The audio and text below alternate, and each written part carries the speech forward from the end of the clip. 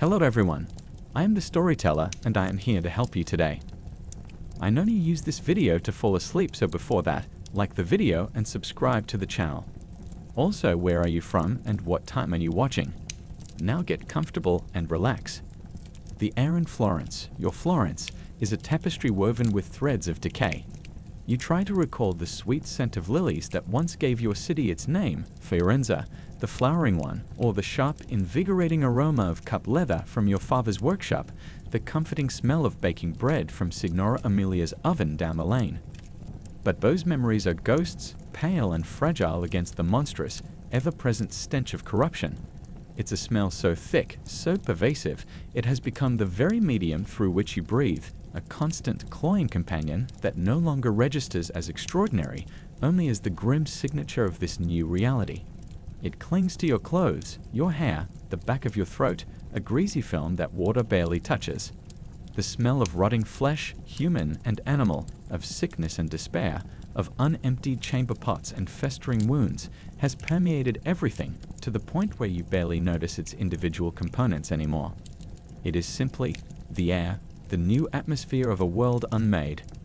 You walk the streets of your hometown, this jewel of Tuscany, now a grotesque parody of itself.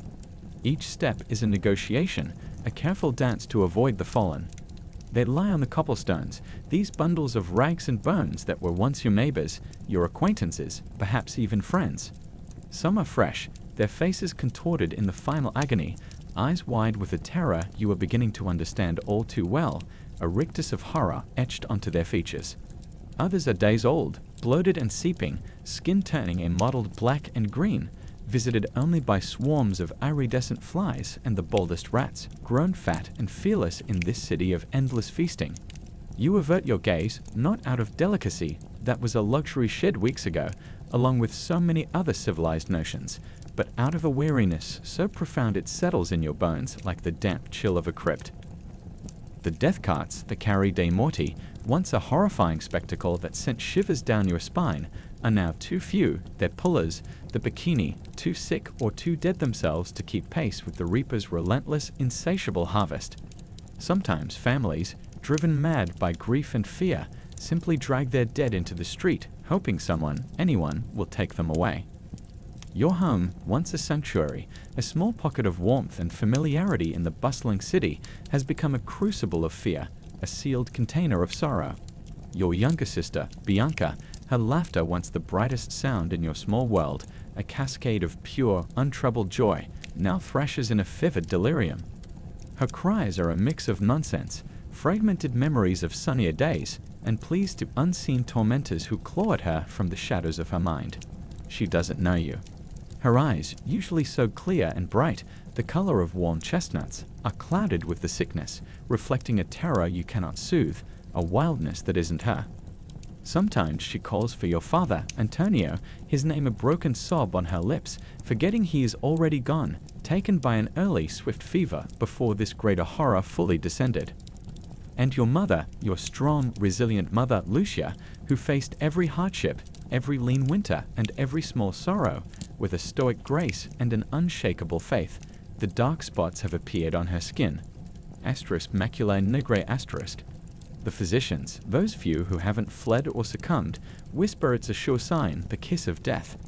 The buboes, those agonizing, swollen lumps in the groin and armpits, the size of oranges, had been the first heralds, but these black blooms, like cursed flowers beneath her thinning skin, feel like a final, cruel confirmation. She is fading, her breath shallow, a rasping whisper in the oppressive silence of the room, her gaze distant, already fixed on a horizon you cannot see. You sought the priest, Father Michael, a man whose sermons on God's mercy you've heard since childhood, whose hands blessed the bread and wine you once took with such simple faith. You hammered on his door, your pleas echoing in the suddenly silent street, a street where even the dogs had stopped barking. But the door remained bolted, a solid, unyielding barrier of oak and iron.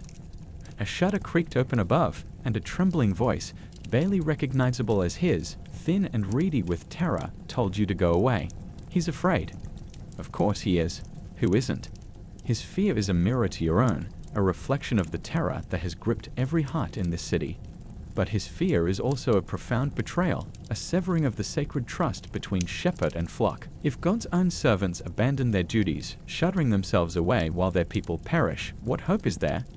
What meaning is left in the rituals, the prayers, the promises of salvation? And so, you walk, when necessity forces you out, you breathe this poisoned air, you listen to the symphony of suffering that Florence has become. A symphony composed of moans, a distant scream, the creak of a cart, the sudden sharp cry of a grieving child, and the overwhelming, terrible silence of the dead. You wonder with a cold dread that eclipses even the fear of infection clawing at your own throat. Is this God's punishment? Are the sins of Florence, the pride of its merchants, the usury of its bankers, the endless bloody feuds between its noble families, so great that he has unleashed this divine scourging, this cleansing fire?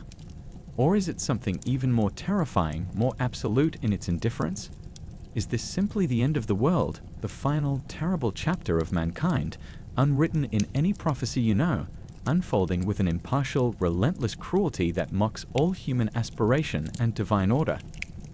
The sun still rises, painting the sky in hues of orange and rose, a bitter mockery of beauty over a dying city.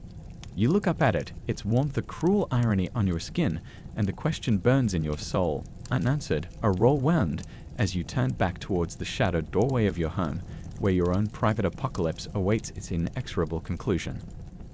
Asterisk asterisk chapter I, Florence, before the roses wilted asterisk asterisk. It feels like a lifetime ago, a story told by a stranger, a half-forgotten dream from a world that no longer exists, yet it was only last spring, last summer. Try to remember Florence as she was Lorenzo. Close your eyes just for a moment, if you can bear to, and block out the rasping cough from your mother's room, the whimpers from Bianca that tear at your heart.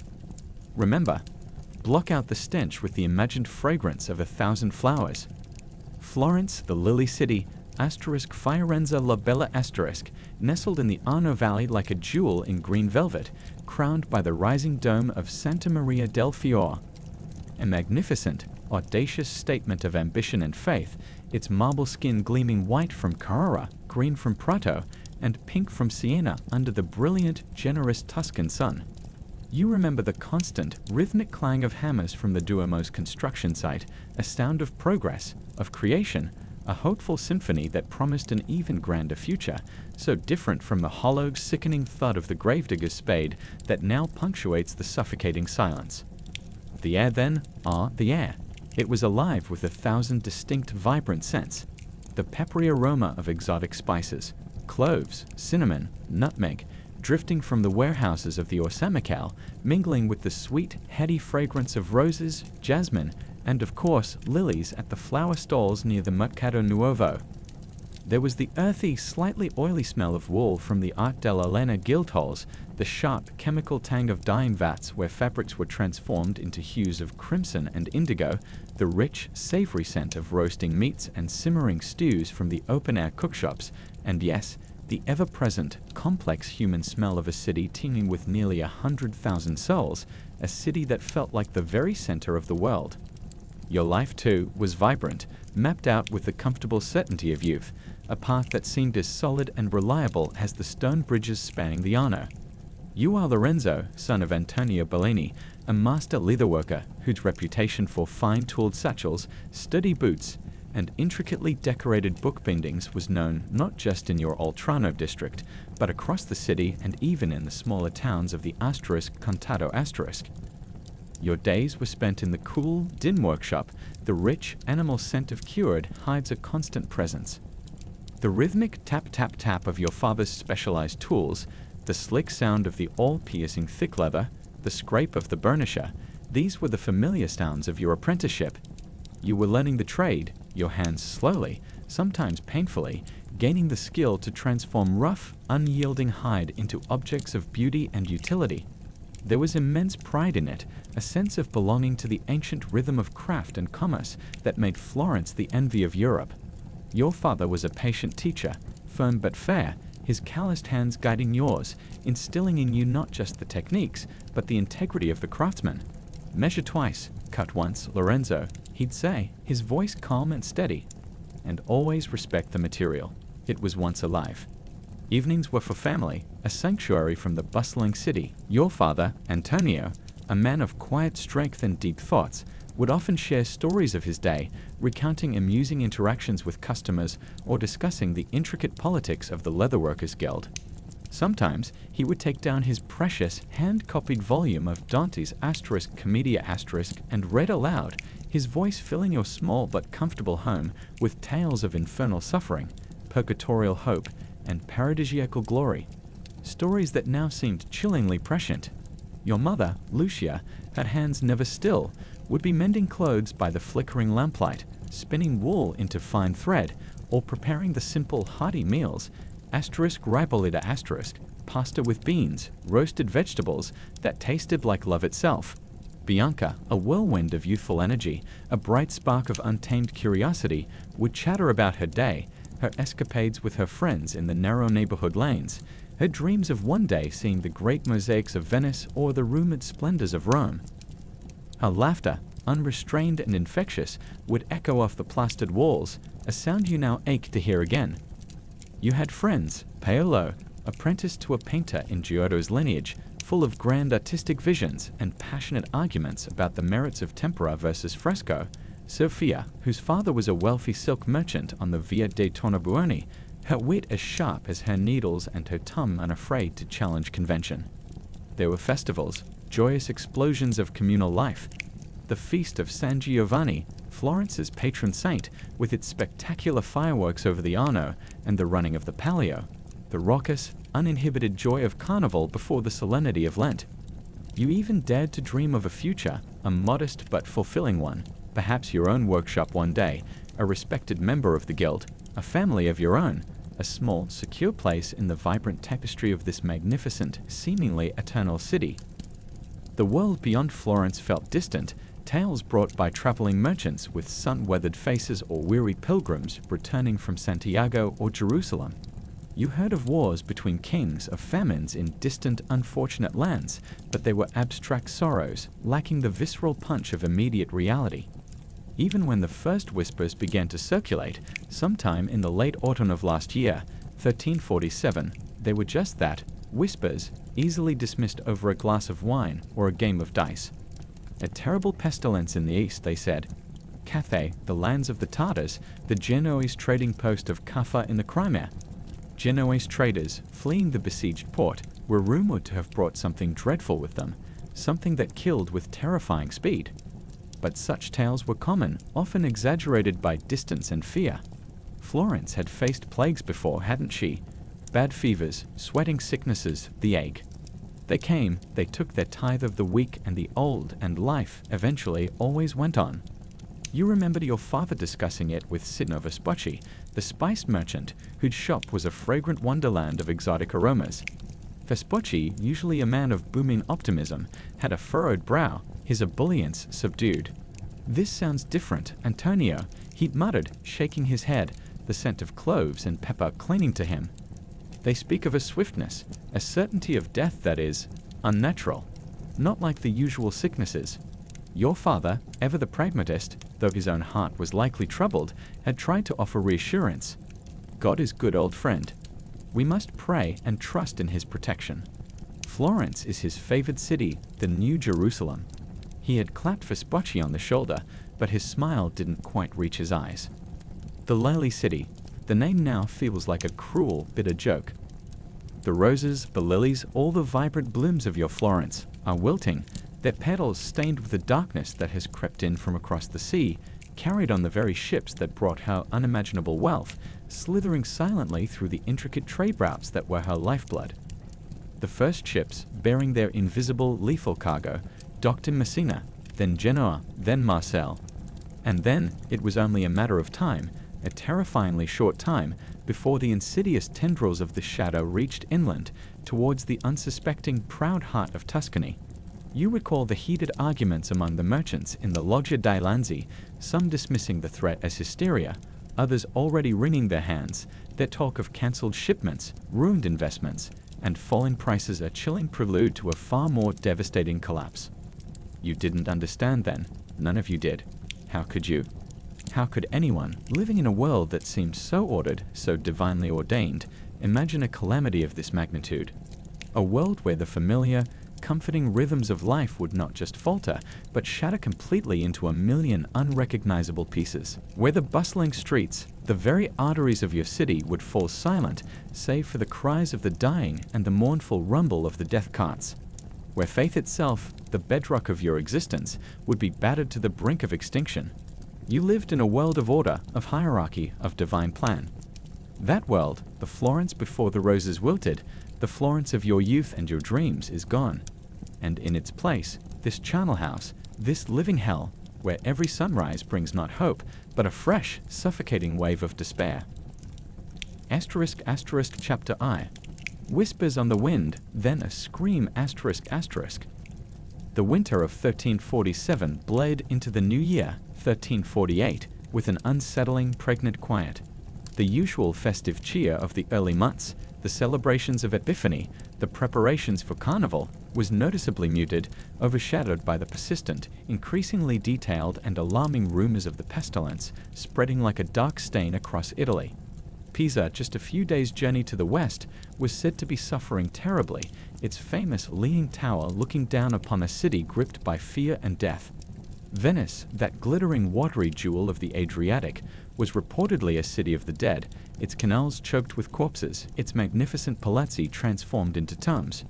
You remember the fear beginning to coalesce, a cold, hard knot in your stomach, whenever a new traveler arrived, his face etched with the horrors he had seen, his tales painting pictures too dreadful to fully absorb. The authorities of Florence, the Signoria, composed of the city's leading guildsmen and merchants, began to take notice, though their initial responses were steeped in a familiar, and ultimately futile, blend of piety and practicality, utterly inadequate for the cataclysm hurtling towards them. They were men of commerce and law, not physicians or prophets. They understood finance and trade, not the terrifying biology of an unknown killer. Public prayers were ordered with increasing frequency. Solemn processions wound their way through the city streets, invoking the Virgin Mary, Saint John the Baptist, Florence's patron saint, and Saint Sebastian, long considered a protector against plague. Banners depicting these holy figures fluttered in the chill winter air, accompanied by the chanting of litanies and the mournful tolling of church bells. The city gates, Porta San Gallo, Porta Romana, Porta al Prato, were more strictly monitored, travelers from afflicted areas theoretically turned away or subjected to cursory examinations. But the porous nature of trade, the constant flow of goods and people that was Florence's lifeblood, and the sheer desperation of refugees made this a futile gesture, like trying to hold back the tide with a sieve. Physicians, men of learning steeped in the ancient, revered wisdom of Galen and Hippocrates, gathered in worried consultation. They debated the cause. Was it a misalignment of the planets, a corrupt conjunction of Saturn, Jupiter, and Mars that had poisoned the very air you breathed? Was it the miasma, a foul, invisible vapor rising from stagnant waters, decomposing matter, or even from the breath of the sick? They spoke learnedly of the four humours: blood, phlegm, yellow bile, black bile, and the critical need to keep them in perfect balance within the body. Their pronouncements, delivered with sullen authority and couched in Latin phrases, offered little practical comfort and even less effective action. Some recommended lighting large bonfires in public squares to purify the air, others the ringing of bells to disperse the poison vapors.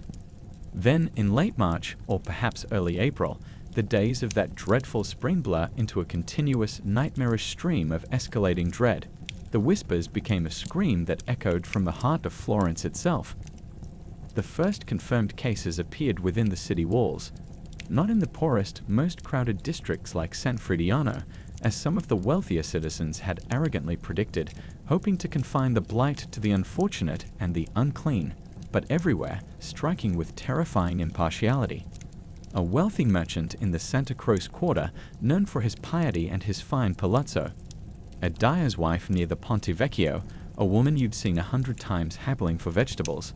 A child, no older than 5, in your own neighborhood of Oltrano, whose laughter you'd heard just days before. The plague did not discriminate by class, by piety, or by age. The symptoms. God, the symptoms.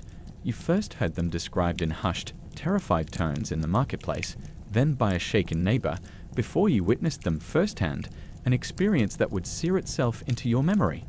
First, a sudden, inexplicable fever, often accompanied by violent shivering, a chilling cold that quickly turned to a raging inferno within the body, leaving the skin burning to the touch. Then, the swellings. The *gavoccioli*, hard, exquisitely painful lumps, sometimes the size of an apple or an egg, appearing with terrifying speed in the groin, under the armpits, or on the neck, the body's lymph nodes overwhelmed by the unseen invader. If these buboes burst and discharged their putrid, dark-colored contents, some said there was a slim, desperate chance of survival. But for most, it was just the beginning of the end, a hideous prelude to further torments. Dark spots, the *lenticulae* or *petechia*, would bloom across the skin like tiny, cursed bruises, a sign that the blood itself was corrupted, turning black and thick, seeping from beneath the skin. Violent vomiting, often of blood. Unquenchable thirst. Delirium, a tormenting madness that drove sufferers to cry out, to thrash, to see visions of demons or angels, to speak in tongues. And the stench. A unique, faded, cloyingly sweet odor that clung to the afflicted, a calling card of the approaching agony, a smell that, once experienced, was never forgotten. Death usually followed with horrifying swiftness, within 3 to 5 days of the first symptoms, sometimes terrifyingly within mere hours. Panic, a cold, insidious serpent, began to uncoil in the city's heart, tightening its coils around every soul. You saw it in the eyes of people in the market, their gazes darting, suspicious, lingering on anyone who coughed or seemed unwell. You heard it in the suddenly shortened conversations, the way friends would edge away from each other if one cleared their throat. The price of vinegar, thought to be a prophylactic if sprinkled around or inhaled, soared. So did the cost of candles for the endless, increasingly desperate prayers. Fortunes were made overnight by charlatans and quacks selling useless amulets, a wolf's tooth, a piece of arsenic worn in a bag around the neck, and miracle cures concocted from dubious ingredients, powdered unicorn horn, likely narwhal tusk, bezoar stones, gallstones from animals, theriac concoctions whose complex and often repulsive ingredients were as dubious as their efficacy. Your father, Antonio, a man of innate courage and pragmatism, tried to maintain a semblance of normalcy, a bulwark against the rising tide of fear. "We must be sensible, Lorenzo," he'd say, his voice attempting its usual calm conviction, that he saw the worry etched in the lines around his eyes. "Fear is as great an enemy as any sickness. It paralyzes the mind and weakens the spirit." He insisted on keeping the workshop open, a defiant gesture against the encroaching chaos, though fewer and fewer customers came, their faces pale with anxiety. He burned juniper, rosemary, and frankincense in the house, hoping the aromatic smoke would purify the air and ward off the dreaded miasma. He instructed your mother to wash your clothes more frequently, to keep the house impeccably clean, to air out the rooms despite the chill. He prayed with a new, quiet fervor you hadn't seen before, his knuckles white as he clutched his well-worn wooden rosary, his lips moving silently. But the city was changing, transforming before your eyes, day by day, hour by hour. The bells of the churches, which once marked the comforting rhythm of the hours and called the faithful to prayer, now tolled incessantly for the dead and the dying, a constant mournful dirge that hung over Florence like a shroud. So many died so quickly that the traditional funeral rites, the gathering of family and friends, the solemn procession to the church, the requiem mass, the respectful burial in consecrated ground, began to break down under the sheer weight of numbers. Priests, at first diligent and brave, grew overwhelmed, then fearful for their own lives. The gravediggers, initially well compensated for their grim work, soon became as scarce as healthy physicians, many of them succumbing to the very disease they were battling. You remember the day Signa Morelli, your neighbor, a jovial, rotund baker whose warm, crusty bread had been a staple of your mornings, fell ill. One day he was at his oven, his apron dusted with flour, his booming laugh echoing down the lane. 3 days later, his shop was shuttered, his wife's wails a raw, desolate wound in the neighborhood's growing silence. His body, wrapped in a simple, coarse sheet, was carried out unceremoniously by 2 hired men, their faces grim and expressionless, their movements hurried and rough. There was no priest to offer final prayers, no grieving family following behind, only the stark, brutal efficiency of disposal. That was when the true terror began to seep under your own door, no longer an abstract threat from distant lands, but a palpable, malevolent presence lurking just outside, its cold breath on the back of your neck, waiting for its moment to strike. The laughter in your house died first, replaced by anxious whispers. Then hope began to flicker, like a candle in a gathering storm. The whispers from the east had found their voice in Florence, and that voice was a relentless, agonizing scream that echoed from every street, every home, every dying heart. And it was getting closer, Lorenzo. Much, much closer. Chapter I. The four walls of your sorrow. The shadow, once a vague, distant menace haunting the city's periphery, finally, inevitably, crossed your threshold. It came not with a bang, but with a whisper, a subtle chill, an insidious fatigue. Perhaps it was a breath of tainted air inhaled in the crowded, desperate marketplace during a necessary foray for food. Perhaps it was a contaminated coin passed from a trembling hand to yours. Or perhaps it was a fleeting, unnoticed brush against an unknowing carrier in a narrow alleyway. The means were infuriatingly, terrifyingly invisible, irrelevant, the outcome, swift and absolute. It began with Bianca, your little sister, just 14, on the cusp of womanhood, with her bright, inquisitive eyes and dreams of seeing the sea, of learning to read the grand romances that merchants sometimes brought. One morning, she complained of a profound chill, a deep, bone-aching weariness that even her boundless youthful energy couldn't shake. She huddled by the small brazier, her teeth chattering despite the mild spring air. By evening, the fever was upon her, a raging, uncontrollable furnace that left her skin burning to the touch, her lips cracked and dry, her cheeks flushed a dangerous, unnatural crimson. You and your mother exchanged a look of pure, unspoken terror, a look that acknowledged the arrival of the enemy you had dreaded for so long. The Gavocciolo asterisk appeared the next day, a tender, rapidly swelling lump under her left arm, hard and hot as a coal. The beast was within your walls. Your home, the small apartment in the Oltrarno that had always been a place of comfort, of simple joys and shared laughter, transformed with horrifying speed into a prison of grief and suffocating fear. The wooden shutters were closed tight, bolted from within, not just against the pervasive miasma that everyone believed carried the pestilence on its invisible wings, but against the accusing, fearful eyes of neighbors, against the sounds of a dying city that now seemed to mock your own private agony.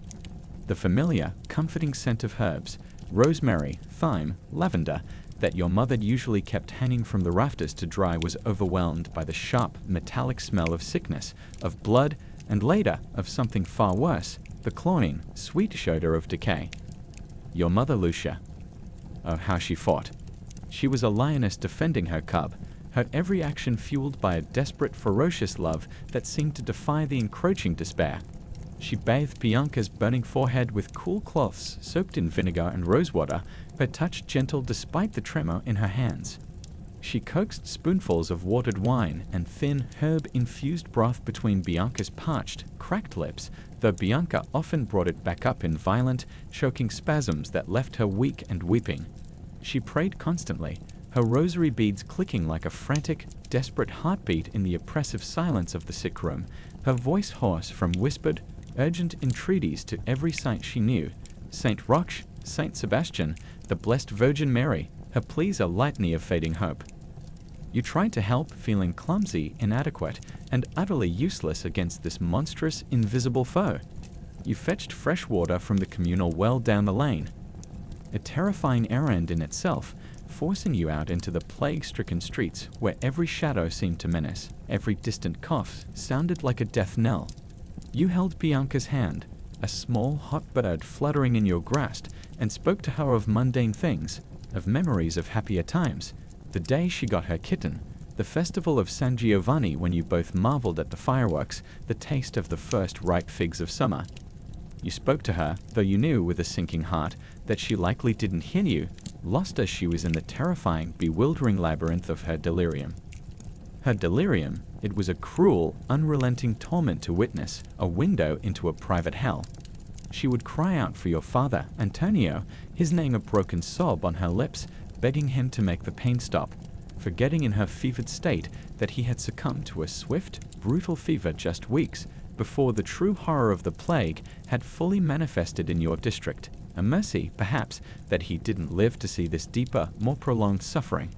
At other times, Bianca would laugh, a high, thin, unnatural sound that chilled you to the bone, pointing at unseen figures dancing in the corners of the dimly lit room. She'd call for her friends, Katerina and Sophia, long since vanished or dead themselves. Sometimes she'd look directly at you, her eyes wide with a primal animal fear, and scream, "Don't let them take me, Lorenzo. Keep the dark away. They're scratching at the windows." And you, Lorenzo, what could you do but weep silently in the shadows, your own heart shattering into 1,000 jagged pieces, your pleas to God turning to angry, desperate shouts in your mind? Then your mother, your rock, your unwavering source of strength faltered. It started subtly, a weariness that even her iron will couldn't entirely hide, a slight tremor in her hands as she tended to Bianca, a new pallor beneath her olive skin. One evening, as she rose from Bianca's bedside after a long, fruitless attempt to soothe her, she swayed, clutching her side, a sharp intake of breath betraying her pain. She waved away your concerned questions, blaming it on fatigue. But the next morning, as you helped her adjust her simple dress, you felt it, the telltale firm swelling in her groin. And then, within hours, the spots.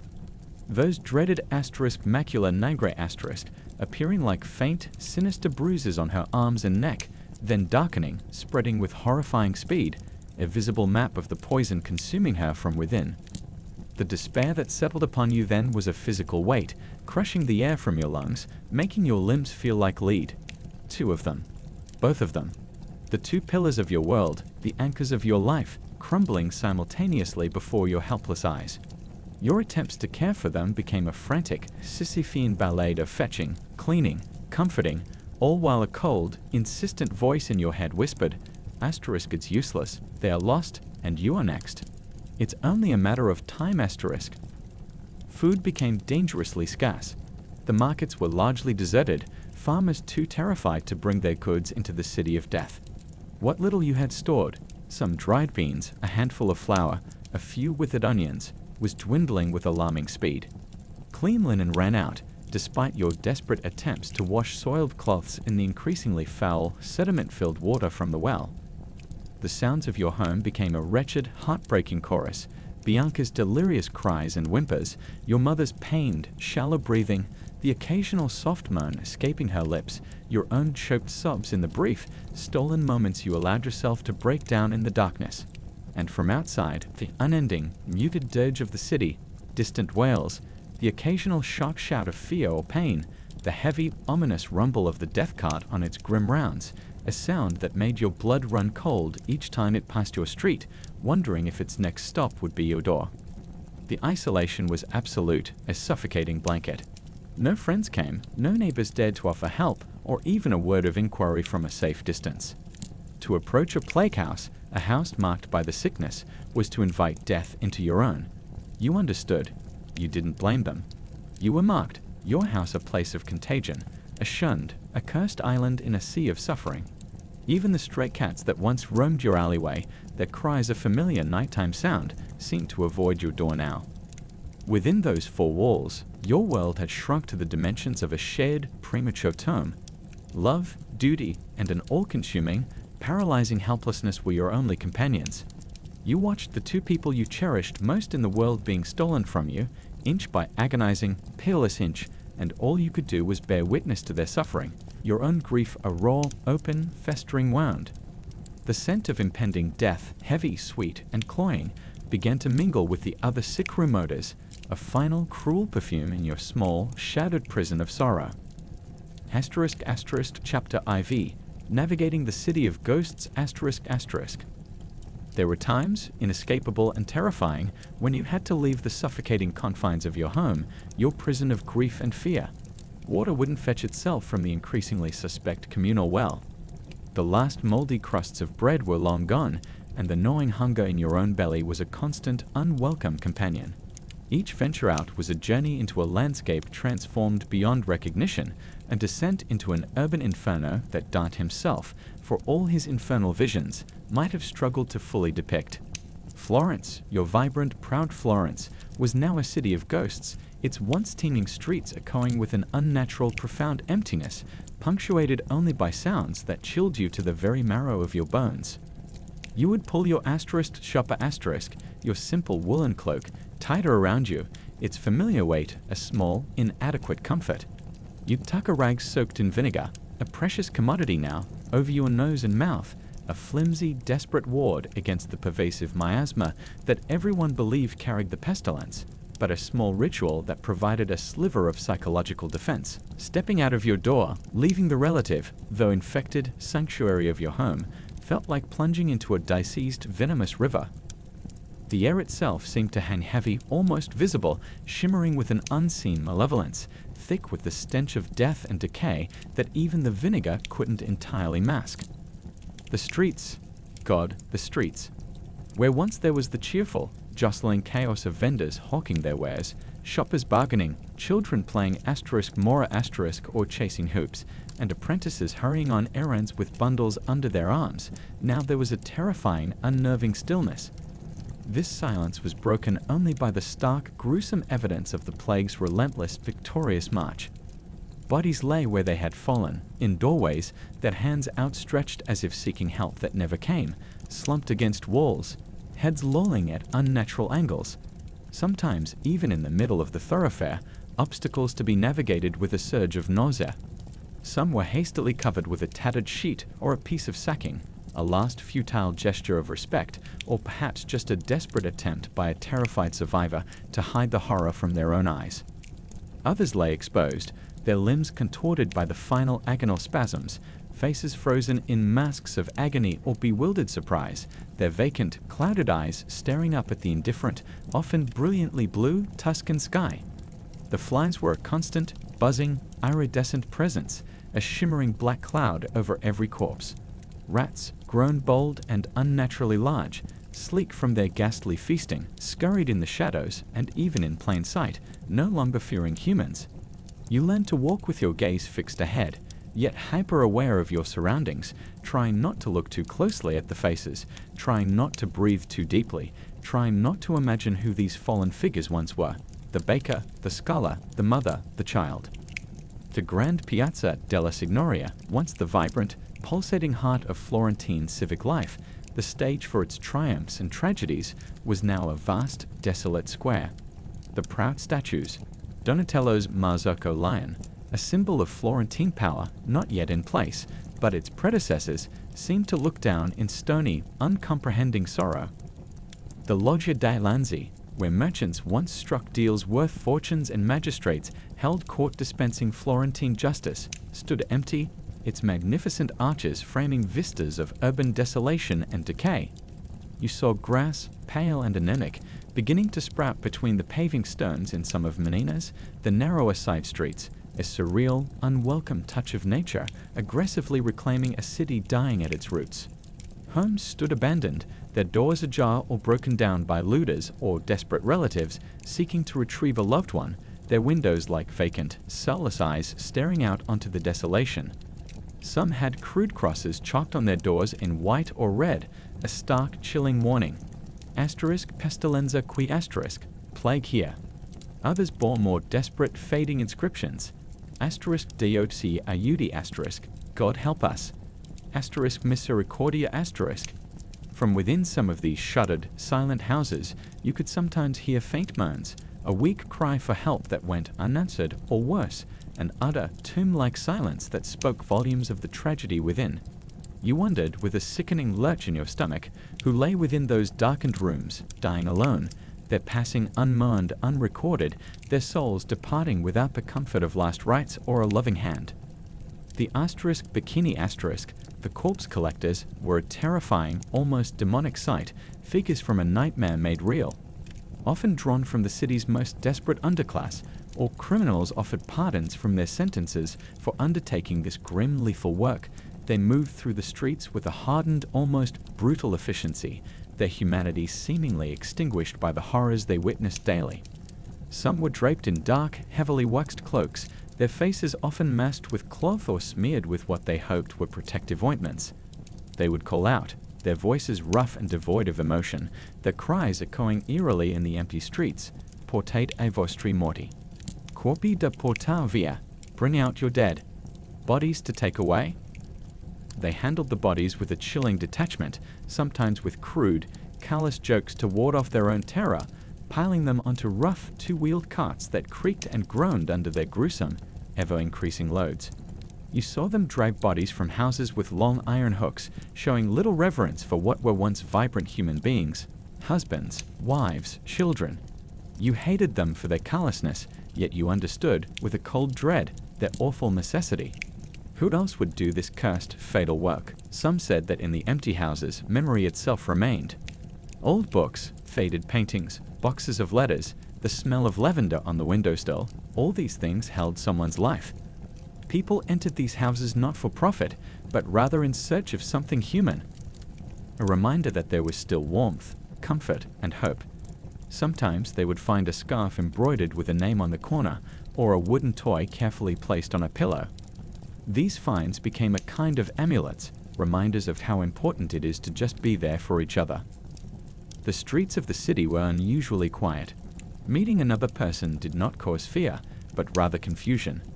They walked in silence, trying not to disturb each other, as if each carried an invisible weight on his shoulders. Sometimes they nodded in respect. Sometimes they just looked into their eyes and nodded, understanding without words. The city didn't shout, it whispered.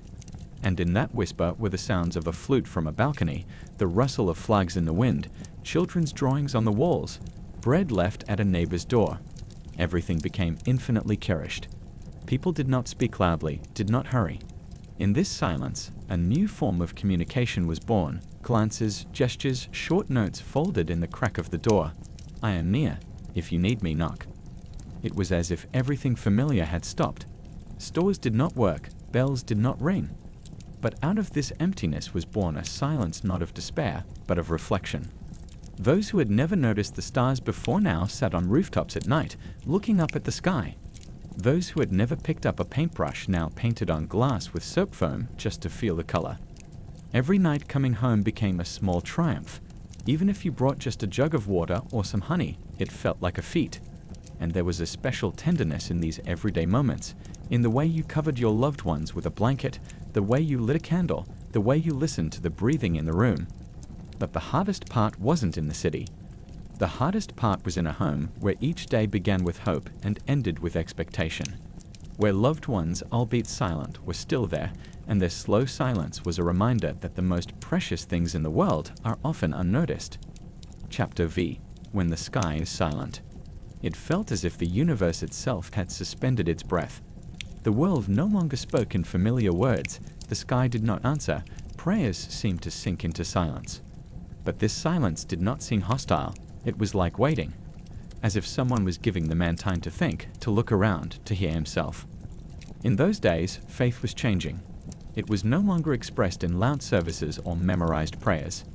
It became deeply personal, like a breath, like a warm palm, like the light of a candle you light yourself in the evening. People prayed not for miracles, but for simple things. May mommy smile. May there be bread tomorrow. May there be a little less loneliness. You, like many people, went first to Father Michael. He had been a priest since childhood, with a soft voice and patient eyes. But his house was closed. The note on the door read, I pray for all of you. God is near, even if we can't hear him. It was an unexpected turn.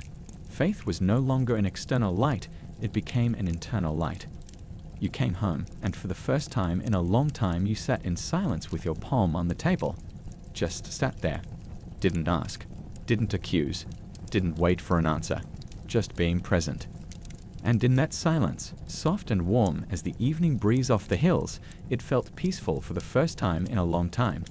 Not because it was easier, but because it was real. You ran to his small house adjoining the ancient church, your heart pounding with a frantic mixture of desperate hope and chilling dread. You hammered on the heavy, nail-studded wooden door, your fists raw and aching, your voice cracking as you called his name, begging him, pleading with him to come, to administer last rites if necessary, to offer some prayer, some word of divine solace for your suffering sister, for your terrified mother, for your own fracturing spirit. The silence that answered your frantic pleas was more chilling, more damning than any shouted refusal. It stretched for an unbearable minute, amplifying the sound of your own ragged breathing and the distant, mournful tolling of a solitary bell. Then, a small wooden shutter creaked open on the upper floor. You saw his face, or what you could make out of it in the dim light, pale, drawn, his eyes wide and darting with a fear that mirrored your own, a fear that seemed to have hollowed him out from within. "Go away, Lorenzo," he whispered, his voice thin, reedy, and trembling, a pathetic shadow of its former confident resonance.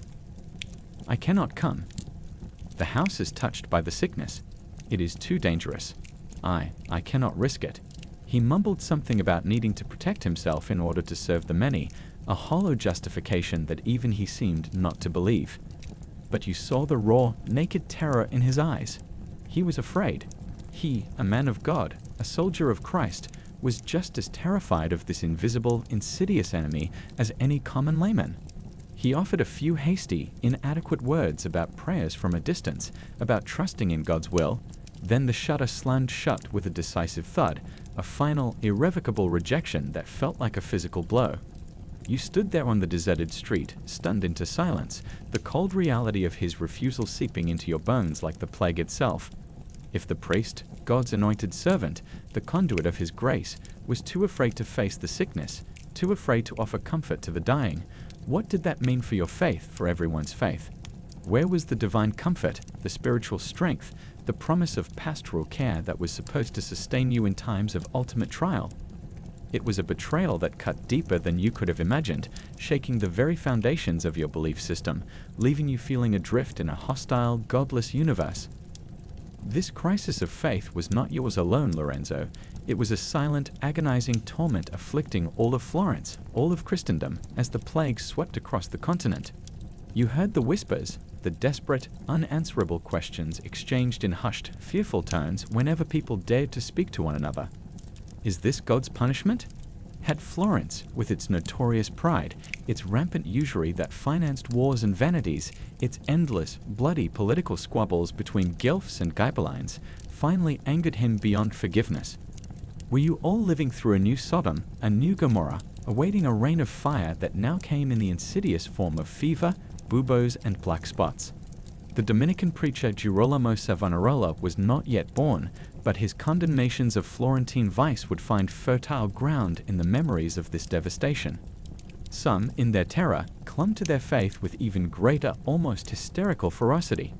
Churches, those that remained open with a brave, or perhaps foolhardy, priest, were initially crowded with desperate supplicants, their voices rising in a cacophony of prayers, psalms, and lamentations, the air thick with the scent of incense and fear.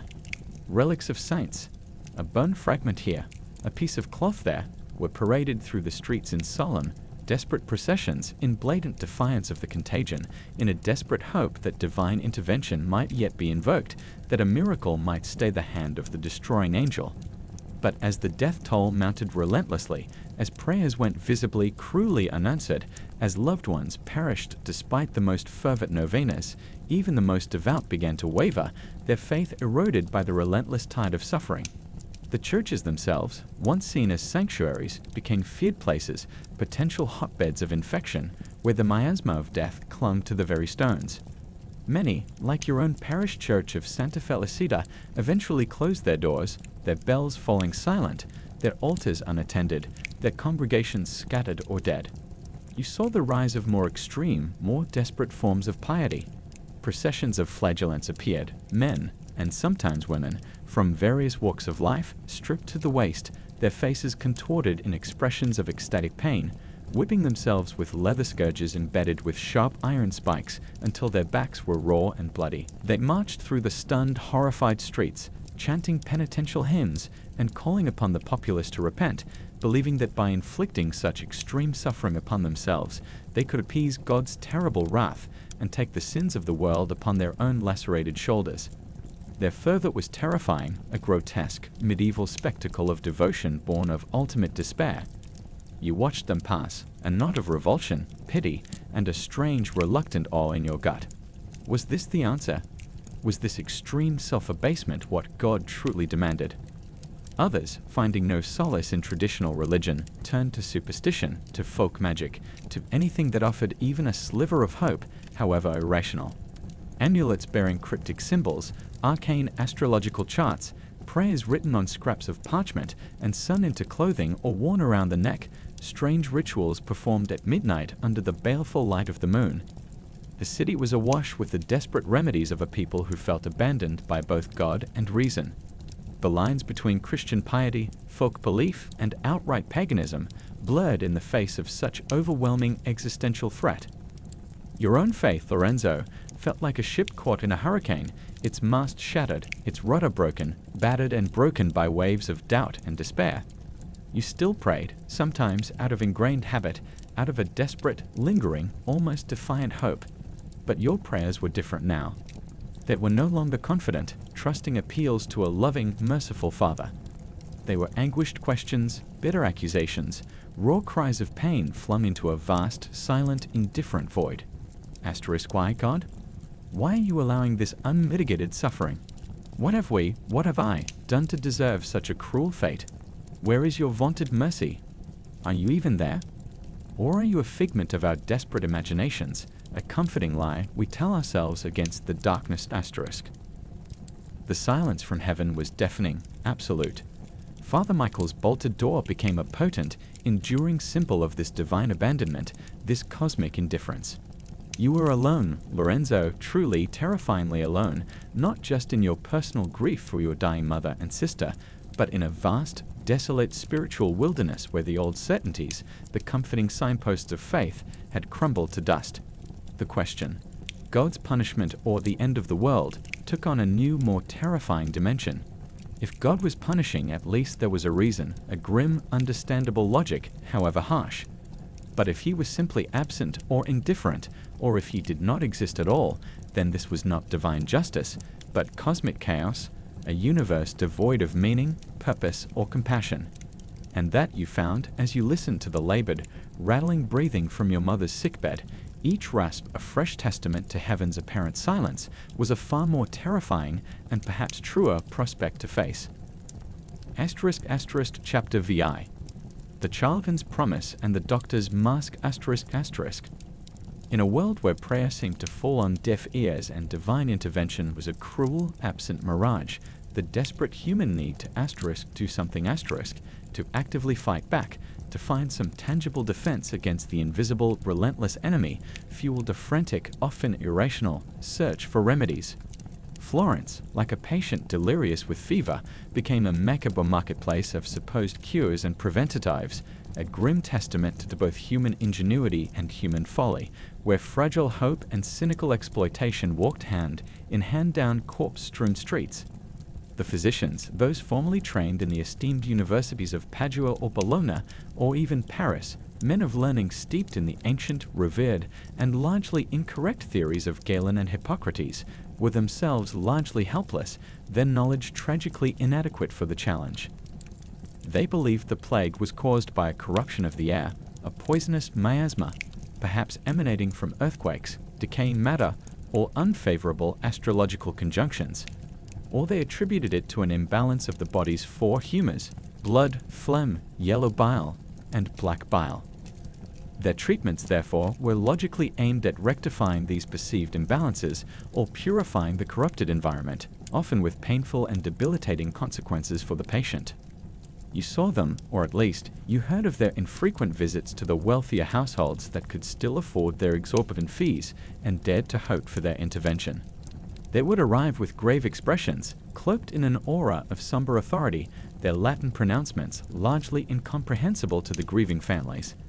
They would prescribe bloodletting, a common treatment for almost any ailment, opening a vein in the arm or leg to release excess or corrupted blood, a practice that often weakened the already struggling patient further, hastening their demise. They advised the lancing of the ***gavoccioli**, the agonizing buboes, a painful, risky procedure that, while occasionally releasing infected matter, more often than not led to secondary infections and accelerated the spread of the poison throughout the body. They recommended complex, often restrictive, diets. avoiding moist foods like fish, fruit, or dairy, and consuming dry foods like old bread, figs, or nuts. They prescribed potent laxatives and emetics to purge the body of corrupt humors, further dehydrating and exhausting the afflicted. And they administered theriac, a famous and costly compound of dozens of ingredients, sometimes including viper's flesh, opium, and rare herbs, a holdover from Roman times, believed to be a universal antidote, but in reality, a largely ineffective and sometimes dangerous panacea.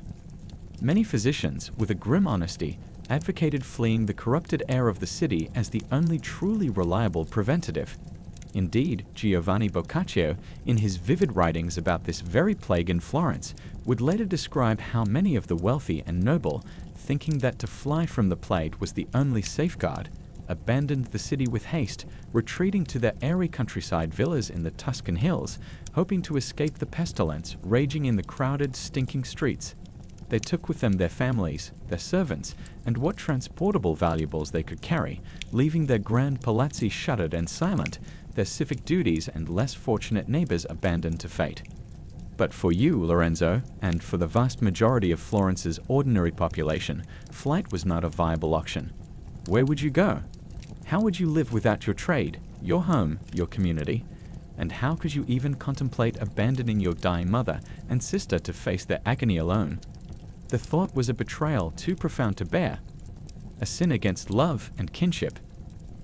A new, unsettling, and iconic figure began to appear on the streets, though perhaps their full, distinctive regalia became more standardized in the plague outbreaks of subsequent centuries: the plague doctor. You might have seen early versions of these ominous figures, or heard chilling descriptions from those who had encountered them. Men clad in long, dark, heavily waxed gowns that reached to their ankles, wearing gloves of treated leather and wide-brimmed hats to signify their profession. Most disturbingly, their faces were often obscured by bizarre, bird-like beaked masks. These masks, with their round glass eyepieces that gave the wearer an insectoid appearance, had long, hollow beaks designed to be filled with aromatic herbs, spices, and vinegar-soaked sponges: lavender, mint, camphor, cloves, ambergris, laudanum, all intended to filter out the poisonous miasma and protect the wearer from inhaling the corrupted air. They carried long wooden rods, not only to examine patients from a distance without direct physical contact, but also to keep desperate, infected people at bay, and sometimes, it was whispered, to push aside the dying or admonish the uncooperative. Their appearance was terrifying, alien, like grotesque, dark birds of prey heralding death and despair. While their intentions were ostensibly to offer aid and protection to themselves, primarily, and to those who could pay, they became potent symbols of the plague's horror, their very presence in a street or at a doorway a chilling confirmation of the sickness festering within a house. Far more common, and often far more insidious, were the legions of charlatans, quacks, and opportunistic mountebanks who preyed on the terror and desperation of the populace. They emerged from the city's shadowy underbelly or arrived like vultures from distant towns, hawking their miraculous, often outrageously priced, cures in hushed, conspiratorial tones in dark alleyways or boldly, with theatrical flair, in the nearly deserted market squares. Their remedies were a bizarre, bewildering, and utterly useless collection of superstition, folklore, and outright fraud. You heard of powders made from ground gemstones, emeralds, sapphires, pearls, supposedly imbued with powerful protective astrological qualities. Elixirs concocted from bizarre and repulsive ingredients: crushed toad, scorpion oil, the powdered horn of a unicorn, almost certainly narwhal tusk or even goat horn, the urine of a healthy child, or even more grotesquely, concoctions containing human excrement or blood. Some sold blessed amulets, scraps of parchment inscribed with biblical verses, angelic names, or magical sigils and astrological symbols, promising to ward off the sickness if worn close to the skin, ideally over the heart. Others advocated inhaling the smoke of burning leather, sulfur, or even the noxious stench from latrines and tanneries, believing that one strong, unpleasant smell would drive out the plague's own foul odor. People were advised to carry posies of strong-smelling flowers or bunches of herbs, rue, wormwood, rosemary, constantly sniffing them to avoid breathing in the corrupted air. This practice, born of desperation, gave rise to the children's rhyme you might later hear, its innocent tune belying its grim origins. Reno roses, a pocket full of posies, at issue, we all fall down. The ring of roses referred to the rosy rash or buboes, the posies to the herbs, and all fall down to the final inevitable collapse. Your mother, Lucia, in the early, more hopeful days of Bianca's illness, before the true, crushing weight of despair had settled upon her own shoulders, had briefly, desperately clung to one such false hope. A woman in your neighborhood, Signora Agnese, whose own family had, by some miracle or sheer luck, been spared so far, had sold her a small, cloudy vial of angel's tears, a liquid that smelled faintly of rosemary, wine, and something else unidentifiable, for an exorbitant sum, almost all that was left of your father's carefully hoarded savings.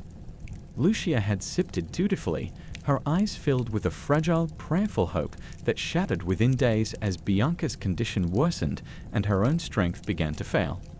You felt a surge of helpless, impotent anger at the unseen Signora Agnese, who had profited from your family's terror, selling this false hope, this cruel, liquid deception. You, too, Lorenzo, in your frantic desperation to save your loved ones, might have clutched at these straws, however flimsy.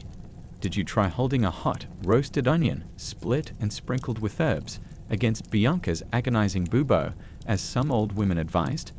Did you burn sulfur in your rooms until the acrid fumes made you choke and your eyes water, hoping to cleanse the air of its invisible poison?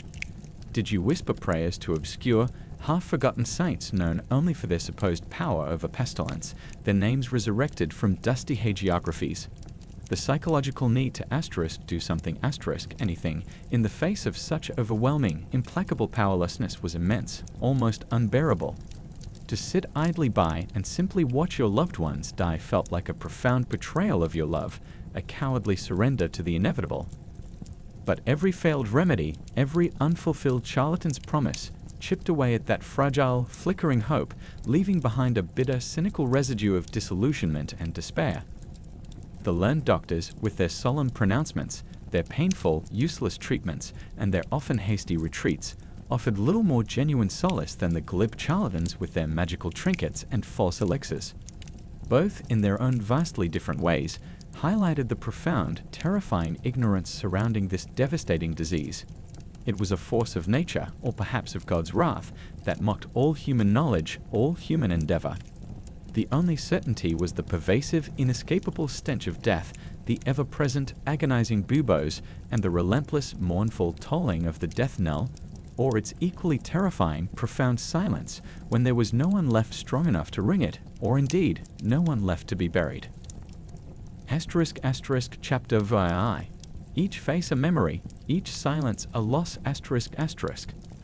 The plague was not an indiscriminate, impersonal storm that struck randomly from a darkened sky. It was a meticulous, discerning harvester, and its yield, gathered with terrifying efficiency, was devastatingly personal.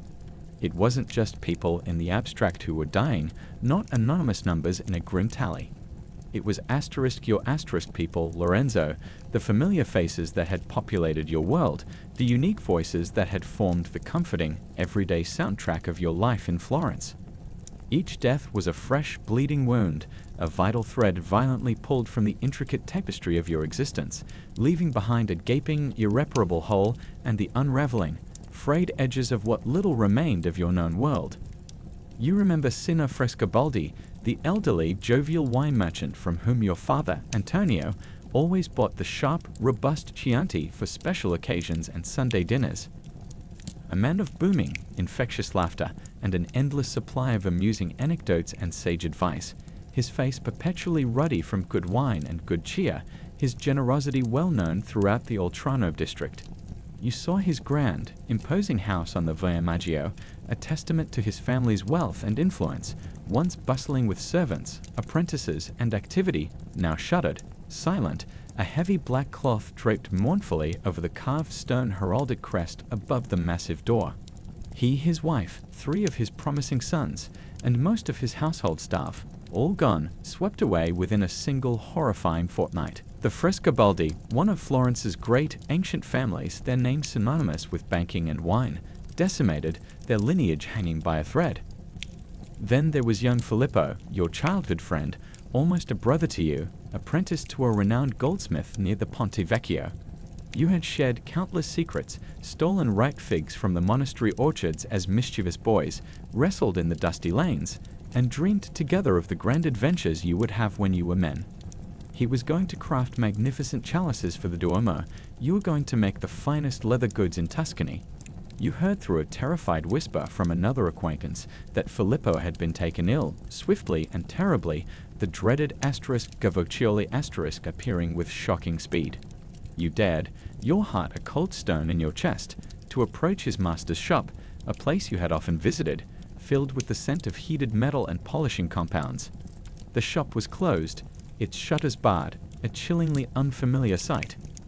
A neighbor, an old woman whose face was a mask of sorrow and fear, her eyes red-rimmed from weeping, told you from behind her own bolted door that Filippo had died 2 days prior, his young body already consigned, unceremoniously and without proper rites, to one of the vast, hastily dug mass burial pits outside the city walls, beyond the Porta San Frediano. No proper funeral, no gathering of grieving friends, no chance to say goodbye to the companion of your youth. Just gone. Another vibrant, promising life extinguished like a candle in a sudden draught, another cherished memory now irrevocably tinged with an unbearable, aching sadness. The losses accumulated with horrifying, bewildering speed, transforming your mental landscape of Florence, once a map of familiar routes and cherished places, into a vast, silent necropolis. The kindly baker whose warm, fragrant bread had been a staple of your mornings, the irascible but skilled cobbler who mended your worn-out shoes with grudging care, the cheerful weaver whose workshop you passed daily, the rhythmic clatter of his loom a familiar sound, the stern but fair magistrate you once saw dispense justice with Solomon-like wisdom in the Piazza della Signoria, the pretty, dark-eyed flower girl whose shy smile and fragrant bouquets could brighten the grimmest, rain-soaked morning. One by one, they vanished, their absence a palpable void. Some you knew well by name and shared history, others only by sight, as familiar fixtures in the daily rhythm of your neighborhood. But each disappearance, each empty shop, each silent house contributed to the growing, suffocating sense of unreality, of a world dissolving, disintegrating before your very eyes. The sheer scale of death was overwhelming, numbing the senses, crushing the spirit. At first, in the early weeks of the plague's arrival, each reported death was a shock, a distinct tragedy to be whispered about in hushed, fearful tones. Soon, however, death became commonplace, the grim, expected norm rather than the tragic exception. The city's official record keepers, those who survived the onslaught themselves, struggled to keep pace with the relentless harvest. It was said, and later chronicled by horrified observers like Marcian di Stefani, that in the peak months of that dreadful summer, hundreds, perhaps even close to 1,000 souls, were perishing each and every day in Florence and its surrounding *contado*. Stephanie would write with chilling, unforgettable imagery of the sheer impossibility of giving everyone a Christian burial, of vast, deep trenches dug in the Camposanto or other consecrated grounds, where bodies were layered like lasagna with cheese, a thin scattering of earth between each layer of the dead, a horrific, pragmatic solution to an overwhelming crisis. This constant, intimate proximity to death, this relentless, suffocating tide of loss, had a profound, often devastating, psychological impact on those who were, for the moment, spared. A strange, unsettling detachment began to settle over you, Lorenzo, a necessary, albeit cold, defense mechanism against the unbearable, crushing weight of grief. You found yourself looking at the living, the few faces you encountered on your perilous journeys for water or food, with a kind of morbid, detached assessment. How long will they last? Will I see them again tomorrow? Are those shadows under their eyes? Or is it just the dim light paranoia became a constant, unwelcome companion, whispering insidious doubts and fears in your ear? A stranger's sudden cough in a deserted alley, a flushed cheek on a passerby, a sudden expression of wariness in a loved one. Any of these seemingly innocuous signs could signal the plague's imminent arrival, triggering a fresh, sickening wave of terror. Yet, amidst the pervasive horror and black despair, there were moments, however fleeting and rare, of unexpected, breathtaking humanity. You might see a gaunt stranger leave a small, precious offering of food or a flask of water on the doorstep of a quarantined house, a silent, anonymous act of profound compassion in a city consumed by fear and self-preservation. Or you might exchange a shared glance of profound, unspoken understanding with another survivor navigating the corpse-strewn streets, a fleeting, powerful connection forged in the crucible of shared nightmare. These moments were exceedingly rare, like tiny, flickering candles in an overwhelming, gale-force darkness, but they reminded you that even in the face of utter annihilation, the human spirit, with its capacity for empathy and courage, could, sometimes, stubbornly endure. More often, however, you witnessed the brutal, rapid erosion of social bonds, the unraveling of the very fabric that held society together. Families were torn apart not just by death, but by an even more insidious poison, fear. Boccaccio wrote with unflinching honesty of brothers abandoning brothers, uncles their nephews, wives their husbands, and most horrifically, parents their own beloved children, terrified beyond reason of contracting the deadly disease from those they cherished most. You saw it in your own neighborhood, heard the hushed, scandalized whispers. Once tight-knit communities, where neighbors shared joys and sorrows, tools and recipes, became collections of isolated, suspicious, hostile households. The primal fear of contagion, of a painful, agonizing death, outweighed generations of familiarity, friendship, and shared history. Every man for himself, and God help the hindmost, became the unwritten, unspoken law of this new, brutal, Darwinian reality. The very functioning of the city, its complex, interdependent machinery, ground to a halt.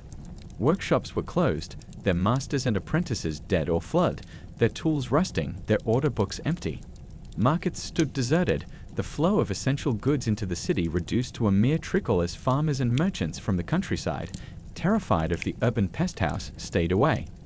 The great guilds, the powerful *arti maggiori* and *minori* that were the backbone of Florence's formidable economic power and social organization, were crippled, their membership decimated, their meetings suspended. The Signoria, the city government, struggled to maintain any semblance of control or authority, its own members falling victim to the pestilence or fleeing in terror. Who was there to enforce the laws, to organize relief for the starving, to bury the ever-accumulating dead, when so many of those responsible were themselves dying, incapacitated, or simply gone? You felt it most acutely in your own small, devastated world.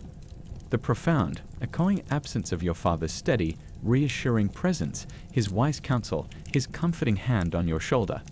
The aching silence where Bianca's bright, infectious laughter used to be, a sound that could lift your spirits on the darkest day. The slow, painful, inexorable fading of your mother, her life force dimming like a lamp running out of oil. These intimate, personal losses were magnified 1,000-fold by the collective grief and societal disintegration of the city around you.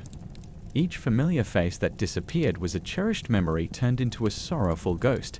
Each familiar, comforting sound that fell silent, the clang of the smithy, the cry of the water seller, the song of the street performer, was a loss that deepened the oppressive, unnatural quiet.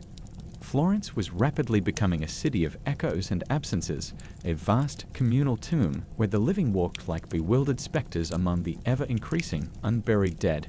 And you, Lorenzo, were one of them, a survivor haunted by the faces you could no longer see, the voices you would never hear again, the future that had been stolen from you all.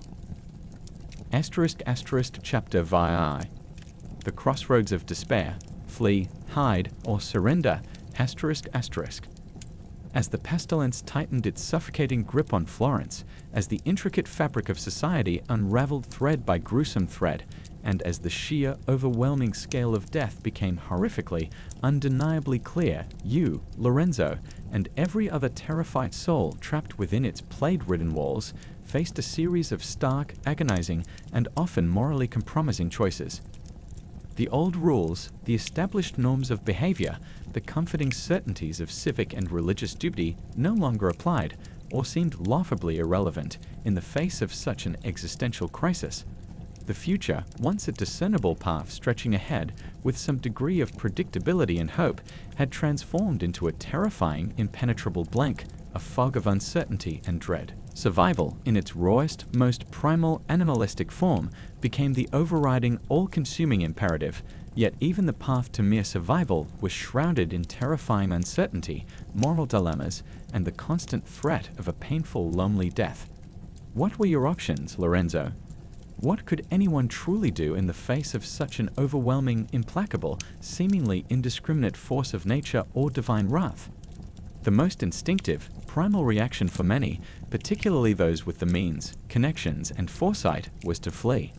As the sharp-eyed chronicler Giovanni Boccaccio would vividly describe in the prologue to his Decameron Asterisk, a collection of tales told by a group of such genteel refugees, many of Florence's wealthier citizens, thinking that to fly from the plague was the only safeguard, abandoned the city with precipitous haste. They sought refuge in the cleaner, supposedly uncorrupted air of their countryside villas nestled in the rolling Tuscan hills, hoping to leave the contagion, the stench, and the horror behind in the crowded, stinking, dying streets. They took with them their families, or those they deemed worth saving, their most loyal servants, and what transportable valuables and provisions they could hastily gather, leaving their grand palazzi shuttered and silent, their civic duties, their businesses, and their less fortunate neighbors carelessly abandoned.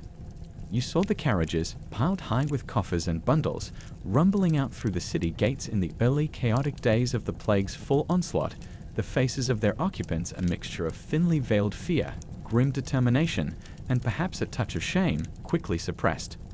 For you, however, Lorenzo, son of a humble artisan, with no country estate to retreat to, no powerful patrons in distant, safer towns to offer sanctuary, flight was a distant, impossible, almost cruel dream. Where would you go? To roam the countryside as a beggar, a suspected carrier of the plague, shunned and feared by all? How would you live? And most importantly, how could you even contemplate abandoning Bianca, your delirious, suffering sister, and your mother, Lucia, fading before your eyes to their agonizing fate? The thought was a betrayal too profound to bear, a violation of every fiber of your being, of the deep bonds of love and duty that tied you to them. Yet, even as you ministered to them, you couldn't entirely deny the desperate animal instinct to save yourself, a selfish, shameful whisper of self-preservation that warred constantly with your love and your conscience. You imagined, sometimes in fleeting moments of exhausted, hallucinatory despair, just walking away, out of the city gates, into the unknown green countryside, leaving the horror, the stench, the grief behind. But the image of your mother's fading, trusting eyes, the sound of Bianca's fevered, helpless cries, always pulled you back with an unbreakable chain, anchoring you firmly to your grim, sorrowful reality. If flight was not an option, then perhaps extreme isolation was the answer. Many, both rich and poor, chose this path, hoping to create an impenetrable fortress against the invisible enemy. They barricaded themselves in their homes, refusing entry to anyone, even close family members or friends who had been outside and might carry the taint. They stocked up on whatever food, water, and wine they could find or afford, determined to wait out the storm, to create a tiny, hermetically sealed bubble of safety in a vast, roiling sea of infection. You saw houses where the windows were not just shuttered, but boarded up from the inside, where the doors were reinforced with extra locks and bars. The only sign of life within might be a thin, hesitant curl of smoke from a chimney, or a desperate, muffled prayer heard through the thick stone walls. This strategy, too, was a terrible gamble. If the plague had already silently entered the house with the provisions, or on the clothes of an inhabitant, or through a rat in the walls, the home became not a sanctuary, but a sealed, inescapable tomb where the inhabitants would die together, slowly and agonizingly. And the loneliness, the crushing, claustrophobic isolation, the constant fear of every cough or ache within those four walls could be a torment in itself, driving some to madness. Your own home had, by necessity and by the nature of the sickness within, become such a fortress, though one already tragically breached by the enemy. You ventured out only when absolutely essential, when the last drop of water was gone, when the hunger pangs became unbearable. Your heart would pound in your chest like a trapped bird, your senses on high alert for any sign of danger, any approaching figure. The closed shutters, the bolted door, were less about keeping the plague out. It was already devastatingly, intimately inside, and more about creating a fragile psychological barrier against the overwhelming horrors of the world beyond, a private sacred space for your grief and your vigil. Then there were those, and Boccaccio also described this phenomenon with chilling judgmental clarity, who, seeing the apparent inevitability of death, or perhaps driven mad by consuming fear and profound loss, chose a third, starkly different path: complete surrender to hedonism and reckless abandon. Believing their days were numbered, that piety and prudence were equally futile, some Florentines abandoned all restraint, all propriety, all moral compass. They roamed the city, often in boisterous drunken bands, moving from one deserted tavern to another, consuming whatever wine and spirits they could find. They broke into the abandoned homes of the wealthy, feasting on their plundered stores, dressing in their fine clothes, and indulging in every kind of revelry, wild parties, and promiscuous encounters. Eat, drink, and be merry, for tomorrow we die, became their desperate, defiant motto. All laws, divine and human, seemed to have lost their power, their meaning. They gave themselves over to carnal pleasures, to gluttony, to a frantic, almost hysterical pursuit of sensation, perhaps as a form of defiance against a cruel god or an indifferent fate, or simply as a descent into utter nihilism. You might have seen them, their laughter too loud, too forced, their eyes too bright with a feverish, unnatural gaiety, their songs obscene and blasphemous, a stark, unsettling, and strangely pitiable contrast to the surrounding gloom and despair. Their path was often a swift one, leading directly, as if by an unerring compass, to the plague pits they so brazenly, foolishly ignored. And what was your choice, Lorenzo? You were caught in the brutal, agonizing middle ground. You couldn't flee. You couldn't fully isolate yourself from the source of contagion that was consuming your own beloved family within your own home. And the path of reckless, selfish abandon was utterly alien to your nature, impossible while you still clung with every fiber of your being to the fading lives of your mother and sister. Your choice, it seemed, was the hardest one of all: to endure. To watch, to wait, to tend to the dying with a heavy, breaking heart, and to face each new dreadful day with a dwindling reserve of physical strength and spiritual hope. The moral dilemmas were constant, insidious, corrosive. If you found a small, hidden stash of food, did you share it with a starving, pleading neighbor whose children were crying from hunger, knowing it might lessen your own family's already slim chances of survival? If you saw someone collapse in the street, moaning for help, did you approach to offer a sip of water or a steadying hand, thereby risking immediate infection, or did you hurry past, your conscience screaming, your fear a cold knot in your stomach? These were not abstract philosophical questions debated by learned scholars in comfortable rooms. They were the brutal, immediate calculus of survival in a world stripped bare of its comforting civilities. Every decision, every action or inaction was freighted with potential life or death consequences for yourself and for others. You saw humanity at its absolute worst, neighbors turning into ghouls, robbing the freshly dead or even the dying, families fracturing under the strain, abandoning their sick to fend for themselves. But sometimes, rarely, like a tiny, precious flower pushing through cold, hard stone, you also saw it at its most resilient, its most noble. Strangers sharing their last meager resources without thought of reward. Individuals risking their own precious lives to offer a sip of water, a word of comfort, or simply a moment of human presence to a dying, abandoned soul. These choices made at the desperate crossroads of despair defined what it truly meant to be human in a world that seemed determined to strip all humanity away. For you, Lorenzo, the path was one of grim, unwavering duty, of a love that persisted even in the horrifying shadow of certain agonizing loss. It was a path that offered no easy answers, no clear guidance, only the crushing weight of responsibility and the ever-present, chilling specter of your own mortality. Each sunrise was no promise of a new day, but a terrifying question: how much more could you bear before you two finally broke? *** Chapter IX. The Longest Night. A dawn imagined ***. The summer of 1348 burned itself into Florence's collective, traumatized memory with a relentless, suffocating, feverish intensity, mirroring the pestilence that consumed its people from within. June, July, August. These were the months of the plague's horrifying crescendo, a period of such unmitigated, widespread horror that time itself seemed to warp, to stretch and distort, losing all familiar rhythm and meaning. Days boiled into nights, indistinguishable in their misery, marked only by the deepening shadows in your small, stifling home and the fluctuating, agonizing delirium of your sister, Bianca, the weakening, shallow breaths of your mother, Lucia. This was the longest night of your soul, Lorenzo, a seemingly endless, suffocating vigil in a world teetering precariously on the very brink of utter annihilation. Bianca's struggle was a violent, uncontrolled tempest.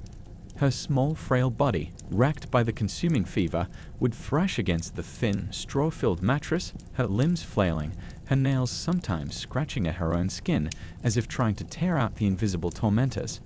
Her cries, once coherent pleas for water or comfort, dissolved into a terrifying, heartbreaking stream of disconnected words, fragments of half-remembered children's songs sung in a cracked, off-key voice, terrified whimpers like those of a frightened animal, and sometimes, chillingly, the names of those already dead, your father, her playmates, neighbors, as if she were conversing with a roomful of specters only she, in her fevered state, could see.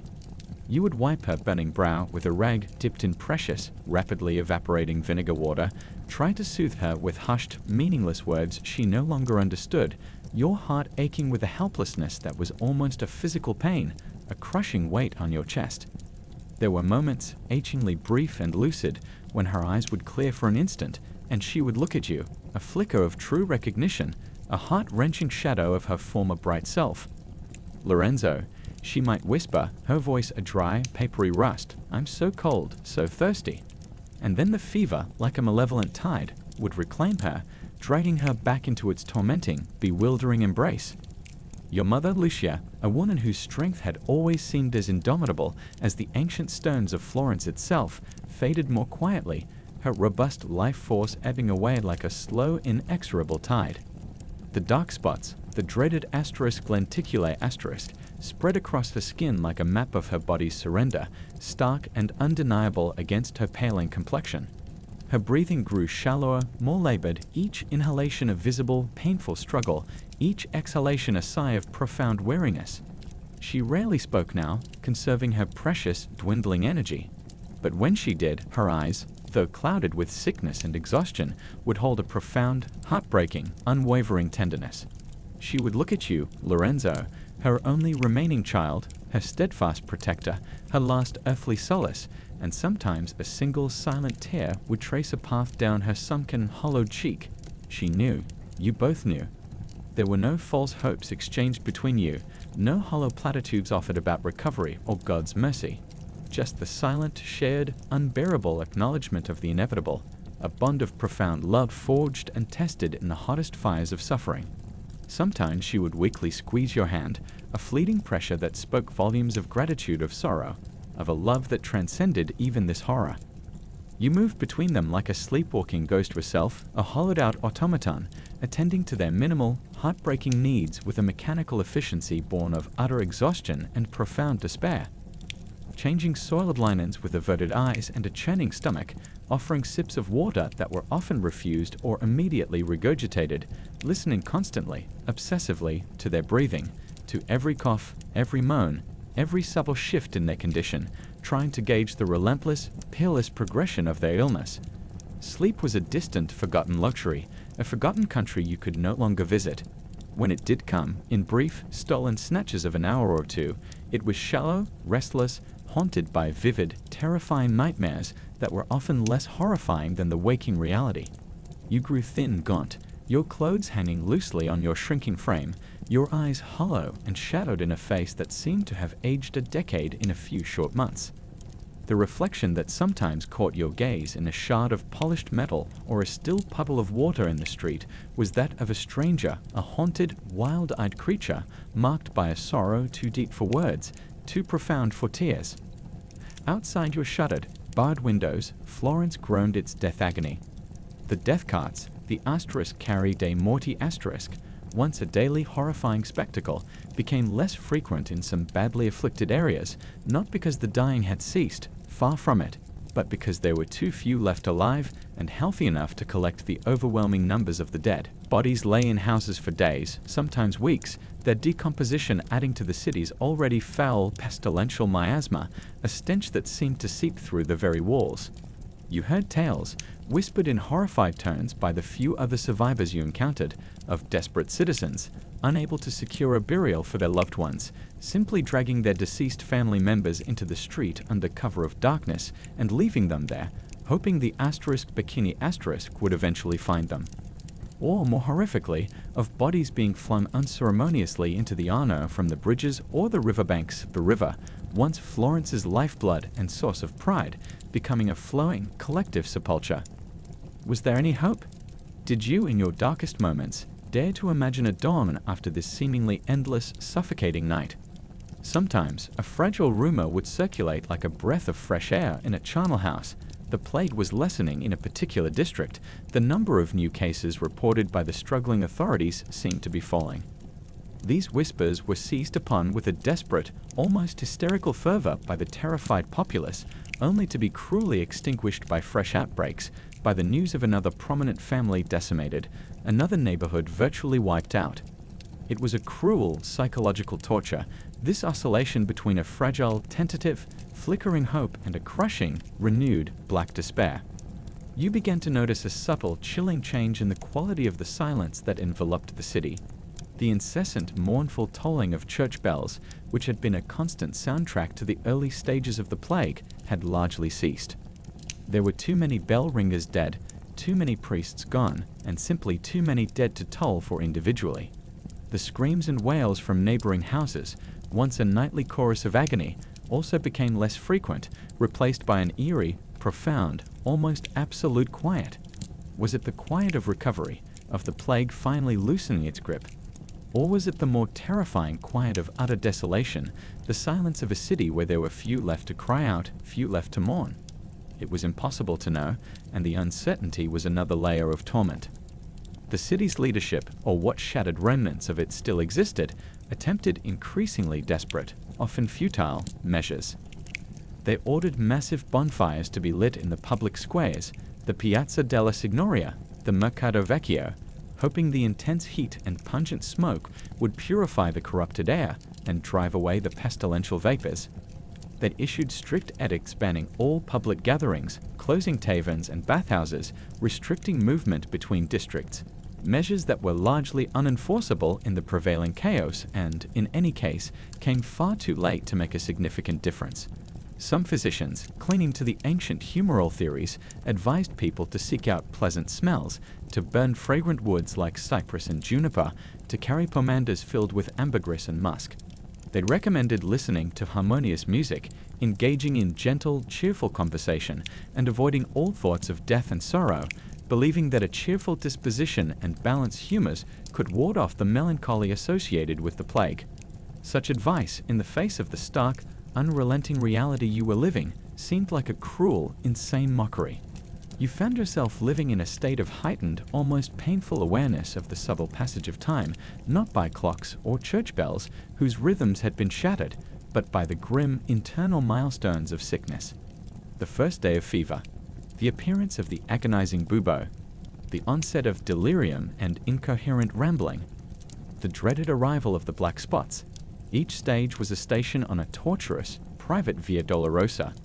And you, Lorenzo, were the unwilling, helpless witness, the grieving, solitary acolyte, forced to watch your beloved mother and sister walk that agonizing path towards an inevitable lonely end.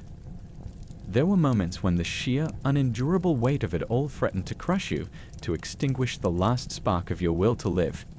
You would retreat to a dark corner of your small, suffocating home, bury your face in your trembling hands, and allow the silent, convulsive sobs to rack your emaciated body, wordless, animal expressions of a grief too vast to articulate, too profound to bear. Then, when the storm had passed, you would wipe your eyes on your ragged sleeve, take a deep, shaky breath that tasted of dust and sorrow, and return to your vigil. For who else was there?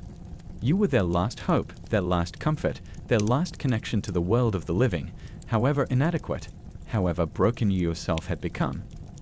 The idea of a dawn, a true end to this suffering, seemed like a fantastical illusion, a story told to frighten children, or perhaps to offer them false hope. Yet, even in the deepest, most impenetrable darkness, a tiny, stubborn, irrational ember of the human spirit resists being entirely extinguished. Perhaps it wasn't hope for their survival, not anymore, for that seemed a cruel fantasy, but a desperate, fervent desire for an end to their suffering, for peace, for release, even if that peace was the cold, silent stillness of death. You began to pray, not for miracles of healing, but for mercy, for a swift and gentle release for Bianca and Lucia, if release was all that was left to hope for. The longest night continued, its oppressive darkness pressing in on you from all sides, and you, Lorenzo, were trapped within its suffocating, timeless embrace, waiting, with a heart turned to stone, for a dawn you could barely dare to imagine. A dawn that might only arrive when all you loved was gone. *** Chapter X. If you remain. The world after the ****. The plague, like a monstrous, insatiable wildfire that has devoured an entire forest, eventually began to burn itself out, not through any effective human intervention or divine miracle, but because it had consumed so much of its available fuel, the living bodies of Florence's populace.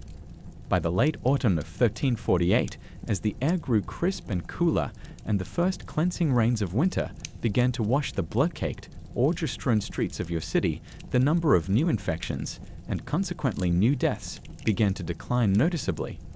The relentless, screaming crescendo of death and despair that had defined the summer months subsided into a ragged, exhausted, grief-stricken whimper.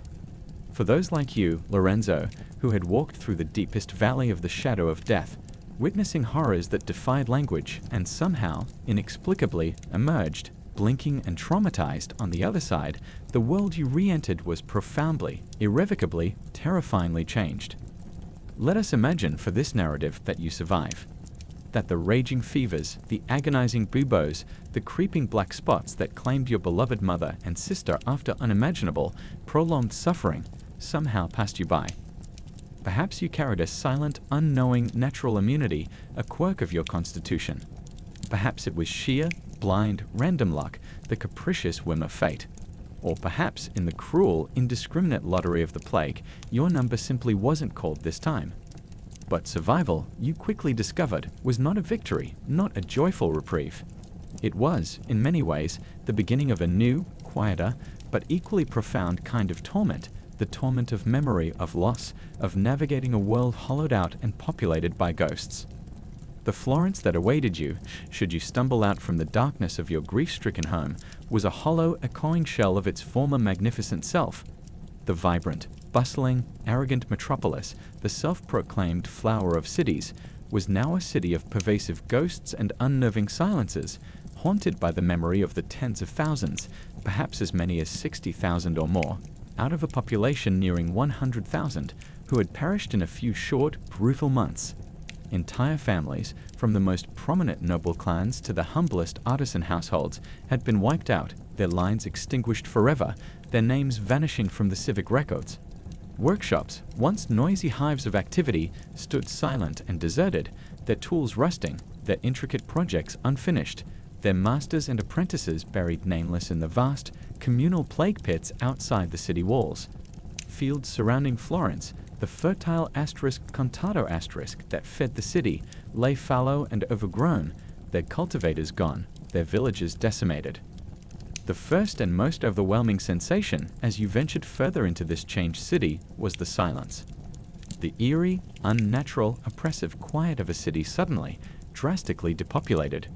The cheerful, chaotic clamor of street vendors hawking their wares, the boisterous laughter of children playing in the piazzas, the rhythmic hammering of artisans from 100 different trades, the constant murmur of crowds engaged in commerce and conversation, all silenced, replaced by a profound stillness that pressed in on you from all sides, heavy and suffocating as a shroud. The wind, whistling through deserted, narrow alleyways, sounded like the mournful sighs of the unburied dead. Your own footsteps on the cobblestones echoed unnaturally loudly, a stark reminder of your solitary presence in a world emptied of its familiar sounds. Walking through the streets was a spectral, disorienting experience. You recognized familiar landmarks, the soaring campanile of Giotto, the sturdy arches of the Ponte Vecchio, the imposing facade of the Palazzo dei Priori. Yet they seemed alien, imbued with a sorrowful new significance, their grandeur mocked by the surrounding desolation. Every corner held a painful memory. Every shuttered house whispered a silent story of loss and tragedy. You saw faces you knew, the few other survivors, their eyes reflecting the same haunted, shell-shocked, hollow emptiness that you felt in your own soul. There were no joyful reunions, no triumphant celebrations of survival. Just a grim, weary, often unspoken recognition of shared trauma, a silent acknowledgement of the abyss you had all stared into.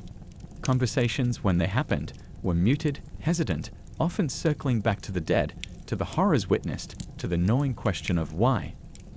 The practicalities of life in this new, emptied Florence were stark and brutal. With so many dead, particularly among the working classes who performed the essential physical labor, there was an acute, unprecedented labor shortage. Suddenly, the services of the common man, the laborer, the artisan, the farmer, the servant, were in desperately high demand. Wages for those who were still alive and able to work began to rise dramatically, sometimes twofold or threefold. This would, in the longer term, lead to profound, unforeseen social and economic shifts, empowering the lower classes in ways previously unimaginable, leading to unrest like the Ciompi revolt some decades later. But in the immediate chaotic aftermath, it simply meant that the basic tasks of keeping the city functioning, clearing the streets of debris and remaining corpses, distributing what little food was available, burying the last of the dead with some semblance of decency, were a monumental, almost insurmountable challenge. Property ownership became a chaotic, legalistic nightmare. Who now owned the houses of the dead, the workshops of the vanished artisans, the valuable urban land and rural estates of the decimated noble families? Fortunes were made overnight by opportunistic, often unscrupulous, survivors who laid claim to abandoned assets, sometimes with forged documents or outright intimidation. Wills, if they existed, were often contested by distant, previously unknown relatives, or rendered void by the death of all named heirs. The city's legal system, itself ravaged by the plague with the loss of notaries, judges, and scribes, struggled to cope with the unprecedented, overwhelming tangle of inheritance claims, property disputes, and orphaned miners' estates. The psychological scars on the survivors were deep, jagged, and lasting. You, Lorenzo, would carry the indelible images of your dying mother and sister, the grotesque sights of the plague-stricken streets, the pervasive stench of death for the rest of your days. Sleep would be a battlefield, haunted by their beloved faces contorted in agony, by the terror in their eyes, by the overwhelming, suffocating sense of your own helplessness and loss. Many survivors were gripped by a pervasive melancholy, a tristezza, a sense that life had lost its savor, its color, its meaning. Others, perhaps as a desperate defense mechanism against such profound despair, plunged into a reckless, almost frantic pursuit of pleasure, trying to seize what fleeting joy they could from a life that felt so terrifyingly precarious and short. Drunkenness, gambling, and promiscuity, once sins to be confessed, became for some a way to forget, to feel alive, however briefly. Religious belief underwent a profound, often painful re-evaluation. For some, survival was interpreted as proof of God's selective mercy, a miraculous deliverance that reaffirmed and even strengthened their faith. They would dedicate their lives to piety, to charitable works, to rebuilding the shattered church. For many others, however, the sheer, indiscriminate scale of the suffering, the perceived abandonment by the church and its clergy, the unanswered prayers, led to a deep questioning of old certainties, a drift towards cynicism, skepticism, or a search for more personal, less institutionalized forms of spirituality. The authority of the church, while still immense and deeply woven into the fabric of society, had been undeniably shaken, its infallibility and compassion called into question by the raw experience of the plague.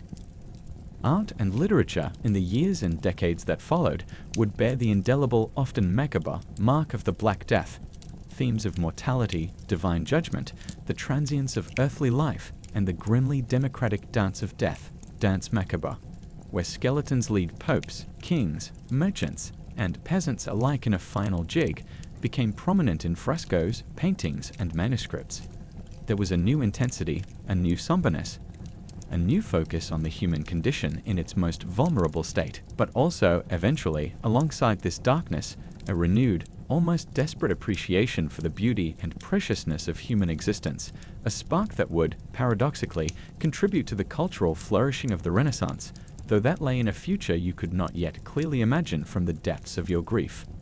For you, Lorenzo, if you remained, if you chose to go on living in this city of ghosts, life would be a constant, painful negotiation with grief. The empty spaces in your small home, once filled with the warmth and presence of your mother and sister, would ache with their unbearable absence. The tools in your father's workshop, untouched and gathering a fine layer of dust, would be a silent, daily rebuke, a reminder of a future stolen. You would have to find a reason to go on, to rebuild a life from the smoking rubble of the old. Perhaps you would, in time, take up your father's trade, finding a bitter solace in the familiar, repetitive rhythms of craft, the scent of leather a poignant reminder of all you had lost. Perhaps you would find other survivors, other orphans of the storm, forming new, fragile bonds of kinship forged in the crucible of shared loss and sorrow. The fear of the plague's return, its terrifying resurgence, would linger like a poisonous shadow for generations. Every unexplained fever, every rumor of a new outbreak in a distant town, every unusual pattern of illness would bring a fresh, sickening wave of anxiety, a reliving of the past trauma. Life, for those who had lived through 1348, would never again feel as secure, as predictable, as it had before the Great Mortality. The world had shown its capacity for unimaginable, indiscriminate horror, and that terrible knowledge, once gained, could never truly be unlearned. If you remained Lorenzo, you were a citizen of a profoundly changed world. Florence, the lily city, would eventually, slowly, painfully, bloom again, but its petals would forever be tinged with the dark memory of the Black Death, the great, silent scythe that had swept through its heart with such devastating efficiency, leaving behind a landscape of profound sorrow, and a generation of haunted survivors who would carry its invisible scars until their dying day. The world after the scythe was a quieter, emptier, starker, and infinitely more sobering place. *** Chapter XI. The tattered threads of community ***. In the desolate, echoing wake of the Great Mortality, the very concept of community in Florence, once so robust and intricately woven, lay in tatters like a magnificent tapestry ravaged by fire and moths.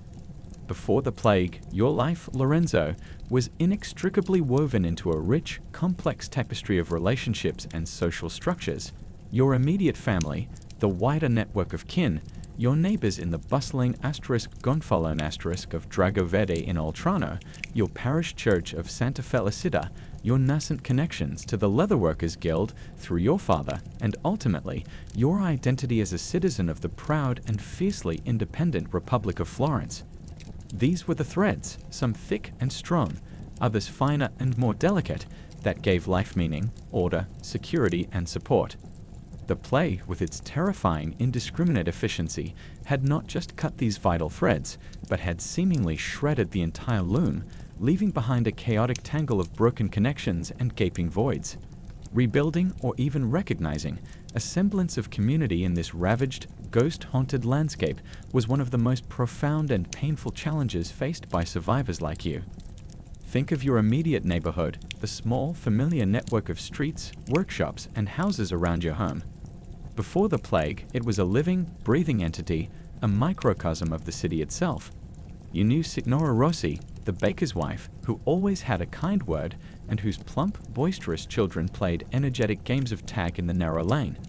You knew Marco, the burly, taciturn blacksmith, whose rhythmic hammer song on the anvil was a daily, reassuring fixture, a punctuation mark in the neighborhood's soundscape. You knew old Ilya, the retired silk weaver, who sat in the sun on a stone bench by the church wall, his fingers still deftly moving as if on an invisible loom, telling stories of a Florence long past to anyone who would listen. Now, walking those same silent, debris-strewn streets, you encountered mostly unnerving silence and shuttered, lifeless windows. Signora Rossi and her children. Gone, all of them, their small house now eerily silent, its door hanging crookedly on one hinge. Marco's forge. Cold and silent, the ashes in the hearth long dead, the tools gathering rust. Ilya's sunny spot by the church wall. empty, save for a few wind-blown leaves. The faces you did see were often unfamiliar, gaunt newcomers perhaps, drawn to the emptied city by rumors of opportunity or desperation, or they were the haunted, aged visages of those few neighbors who had, like you, inexplicably, almost guiltily survived. The easy greetings, the casual exchanges of news and gossip, the shared laughter, all gone, replaced by averted gazes, suspicious stares, and a heavy, unspoken grief. The natural human instinct to gather, to mourn collectively, to offer and receive support in times of crisis was severely hampered by the lingering, visceral fear of contagion and the sheer, overwhelming psychic trauma that gripped every survivor. How do you approach someone, offer a comforting embrace, when just weeks before, such proximity, such human contact, meant potential agonizing death? The ingrained habit of suspicion, of maintaining a careful, protective distance, died hard, if at all. Trust, that invisible, essential glue of community, had been dissolved by the potent acid of fear and bitter experience. Every remaining individual was an island, isolated by their grief and their terror. Even within the sacred bonds of families, the threads had been strained to the breaking point, or brutally, irrevocably severed. You, Lorenzo, were an orphan, your immediate family, father, mother, sister, erased from the book of life in a matter of months. Many others shared your desolate fate. Children, bewildered and terrified, were left without parents, wandering the streets like lost lambs, or taken in reluctantly by already struggling distant relatives. Elderly folk, frail and vulnerable, found themselves without their children or grandchildren to care for them in their final years. Husbands mourned wives, wives wept for husbands, the sacred vows of marriage cruelly broken by the pestilence. The traditional family unit, the cornerstone of Florentine society, the primary source of social welfare and emotional support, had been fractured, shattered in countless households. Orphanages, such as they existed in a formal sense, were quickly overwhelmed, their resources stretched beyond breaking point. Often, orphan children were left to fend for themselves, forming ragged, desperate bands, their plight a heartbreaking, visible testament to this profound societal breakdown.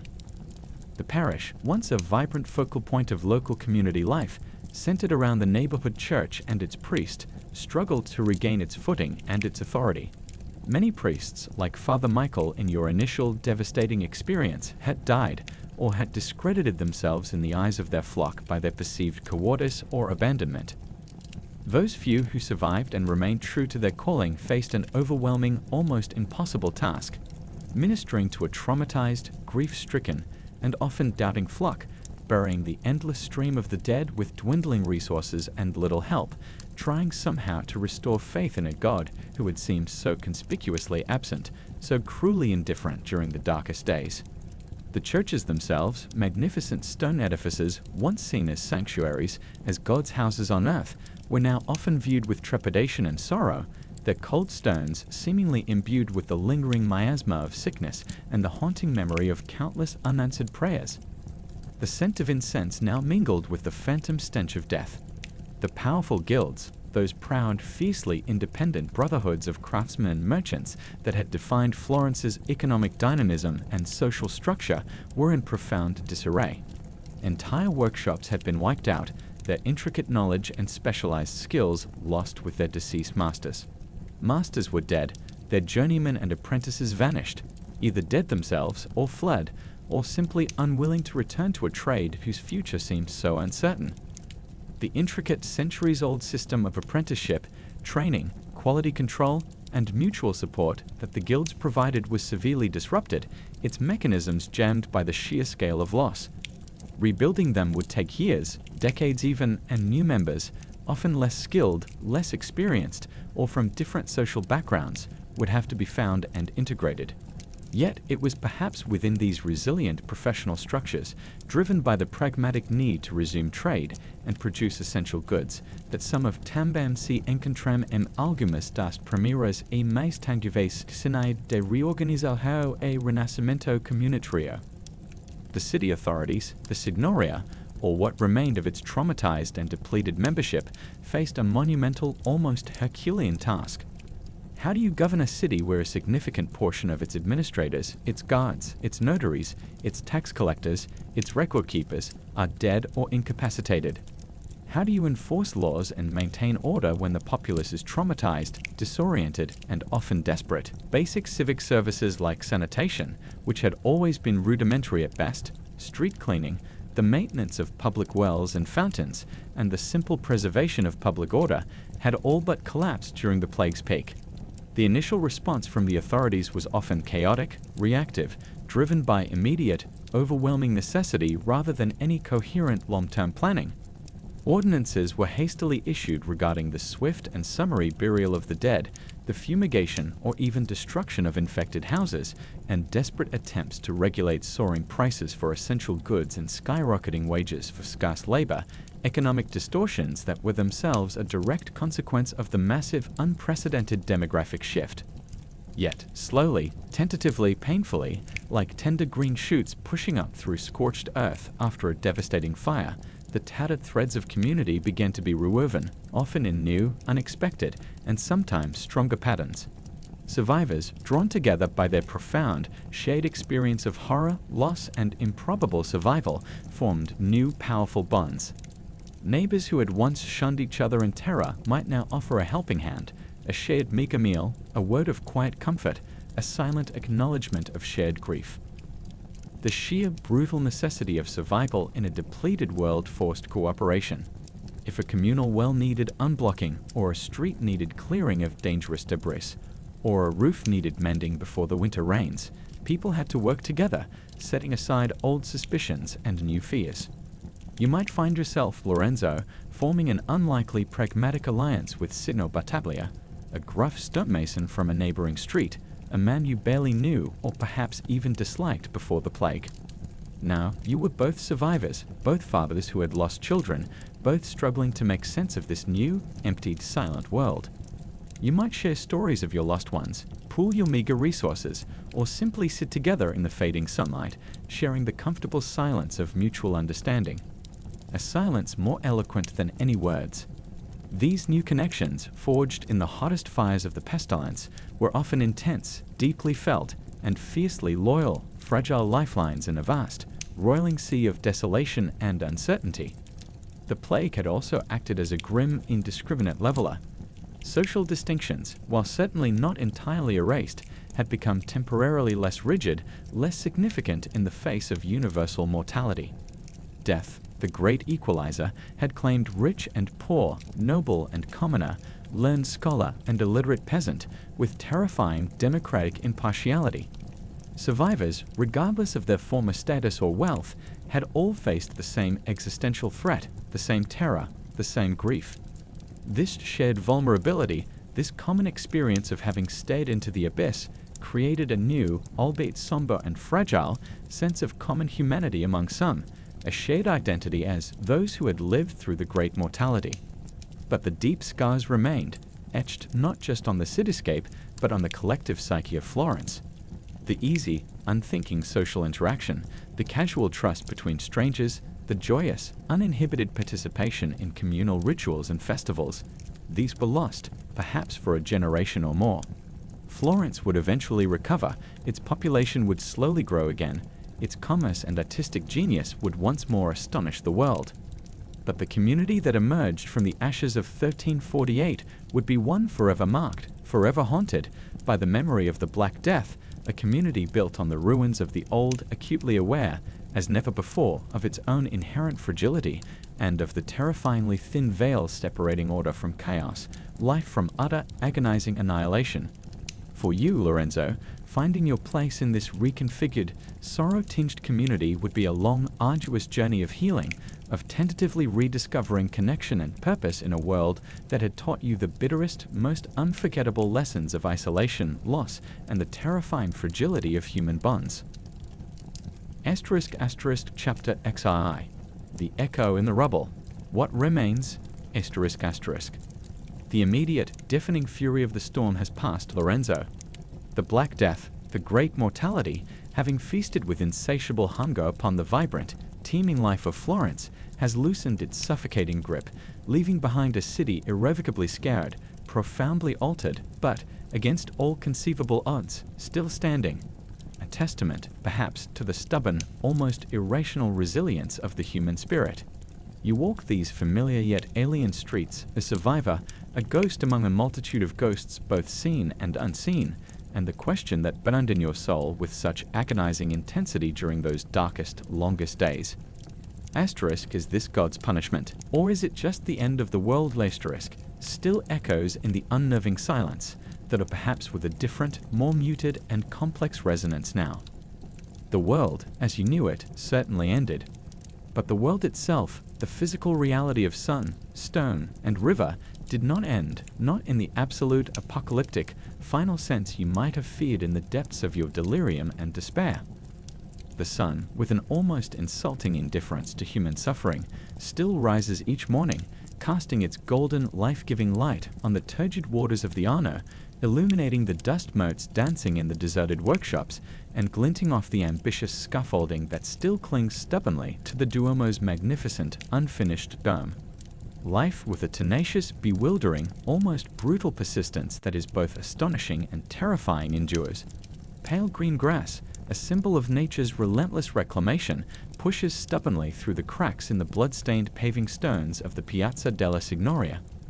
A solitary bird, its song achingly sweet and clear, sings from a rooftop overlooking a street once filled with screams, now filled only with silence. But it is a changed world, Lorenzo, a world hollowed out and repopulated by sorrow. And you are a changed man, forever marked by what you have seen, what you have lost, what you have endured. Was it God's punishment? The priests who survived, those who found their voices and their courage again after the storm had subsided, will preach this narrative with renewed, if somewhat shaken, conviction. They will speak from their pulpits of Florence's manifold sins, its notorious civic pride and arrogance, its rampant avarice, and the sin of usury that fueled its glittering economy, its endless, bloody factionalism between Guelphs and Ghibellines, its vanity and its pursuit of worldly pleasures. They will frame the plague as a divine scourge, a terrible but ultimately necessary purification, a flail of God used to separate the wheat from the chaff. They will call for profound repentance, for a return to true piety, for the rebuilding of a more righteous, God-fearing city. And many, desperate for meaning, for order, for a coherent framework to understand the incomprehensible chaos they have just survived, will cling to this explanation. It offers a grim, almost masochistic comfort, the comfort of believing there was a reason, a divine plan, however harsh and inscrutable, behind the suffering. But you, Lorenzo, having witnessed the true depths of that suffering, having held your dying sister's hand as she thrashed in her final agony, having watched your devout mother fade away despite her unwavering faith, having seen the innocent perish alongside the supposedly sinful with horrifying impartiality, having felt the profound cosmic silence from a heaven that seemed deaf to your most desperate, heartfelt pleas, you may find such easy, dogmatic answers hollow, inadequate, even offensive. You saw your mother, Lucia, a woman of quiet, unostentatious faith and boundless, selfless love, consumed by the unrelenting agony of the plague. You saw Bianca, whose only sin was her youth, her innocence, her vibrant love of life, tormented beyond endurance, her bright spirit extinguished.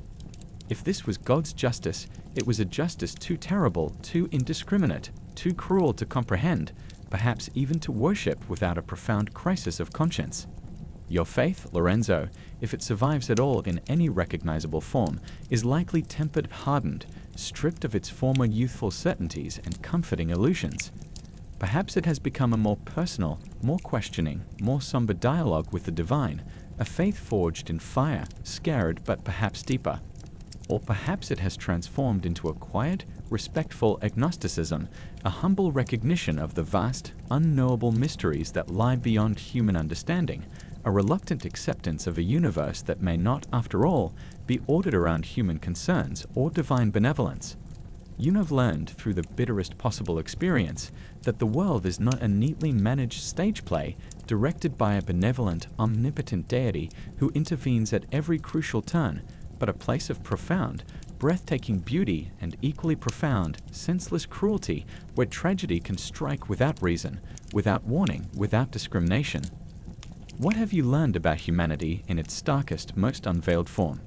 You have seen its lowest, most contemptible depths, The craven fear that drives parents to abandon their own dying children, the rapacious greed that leads men to loot the homes of the freshly dead, the cynical opportunism of charlatans preying on the raw despair of the bereaved. You have seen long-established societal structures crumble to dust in a matter of weeks, laws become meaningless scraps of parchment, and the thin, fragile veneer of civilization stripped away to reveal a raw, primal, often ugly struggle for individual survival. But you have also witnessed, in fleeting, unforgettable moments, humanity at its most extraordinary, its most courageous, its most selfless. The quiet compassion of a stranger sharing their last crust of bread, the unwavering devotion of those who, like yourself, tended to their dying loved ones despite the mortal risk, the quiet heroism of the few physicians or priests who continued their rounds long after all hope of personal survival was lost, simply because it was their duty, their calling. These acts, small, flickering flames of human decency in the overwhelming, consuming darkness, also remain, etched in your memory as brightly as the horrors. Humanity, you now realize with a weary clarity, is a complex, profoundly contradictory thing, a baffling mixture of angel and beast, capable of both monstrous, self-serving cruelty and breathtaking, selfless resilience. What have you learned about yourself, Lorenzo Bellini, son of Antonio, apprentice leatherworker, now sole survivor of your small family? You have discovered within yourself a strength, a capacity for endurance you did not know you possessed, an ability to witness and survive horrors that would once have seemed utterly unimaginable, the stuff of nightmares. You have faced the ultimate fear, the agonizing death of your most beloved ones, the constant chilling prospect of your own imminent annihilation, and you are still here, breathing, walking, thinking. This survival is not a triumph, for the cost has been far too great, the losses too devastating. There is no glory in outliving all you held dear, but it is, perhaps, a testament to something deep and stubborn within the human spirit, a primal, often irrational refusal to be entirely extinguished. Yet you are also acutely, painfully aware of your own profound fragility, of the deep psychological wounds that will shape the rest of your days, that will ache with every changing season, with every familiar scent or sound. You are a survivor, yes, but you are also forever haunted, a man carrying a graveyard within his heart. The Florence that remains, this city of your birth and your sorrow, is a city of echoes and absences. The vibrant laughter of the tens of thousands lost will never be heard again in its streets and piazzas. The unique skills of the countless artisans who perished are gone forever, their knowledge turned to dust. The accumulated wisdom of the elders who succumbed will not be passed down to future generations. But in the rubble, amidst the decay and the despair, something new, something different, will eventually, painfully, begin to grow. The vast, unprecedented loss of life will, paradoxically, create new, unforeseen opportunities for those who remain. Labor, now scarce, will be more valuable, its dignity perhaps grudgingly recognized. Social hierarchies, once seemingly immutable, will shift and crack. New ideas, new ways of thinking about life, death, society, and even God, born from this crucible of unimaginable suffering, may begin to take root, challenging old orthodoxies, old assumptions. The seeds of the Renaissance, with its renewed focus on human experience and potential, were perhaps sown in the fertile, blood-soaked ground of the Black Death. The immediate future for you and for Florence is one of grim, practical rebuilding. Clearing the last of the unburied dead, fumigating and cleaning the city, restarting essential trades and markets, reorganizing civic life from the ground up. It is a daunting, almost overwhelming task to be undertaken by a population drastically depleted, deeply traumatized, and weary to its very bones. But Florence has a deep, resilient well of civic pride, a fierce spirit of independence, innovation, and enterprise that even now, in its darkest hour, flickers faintly, refusing to be entirely snuffed out. What remains for you, Lorenzo? Perhaps, first and foremost, a profound, unassuageable sense of loss that will never fully fade, a constant ache in your soul. Memories that will ambush you in quiet, unguarded moments, the scent of your mother's baking, the sound of Bianca's singing, bringing fresh, unexpected waves of grief that can buckle your knees. But also, perhaps, with time, a sharpened, almost painful appreciation for the simple, unadorned act of living. for the warmth of the sun on your skin after a long chill, for the taste of fresh, untainted bread, for the sight of a single, resilient flower pushing its way through the hard cobblestones. Having walked through the deepest, most terrifying shadows, even the smallest, most ordinary light can seem intensely, miraculously bright. The ultimate question of why this horror, why your family, why Florence, may never be fully, satisfactorily answered, not in this lifetime.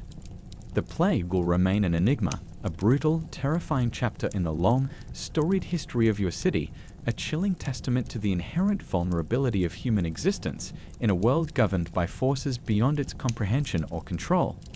But as you stand amidst the echoes of the lost and the rubble of a shattered world, you, Lorenzo, are a living testament to the stubborn, undeniable fact that even after the most devastating, world-altering storm, life, in some form, somehow, endures.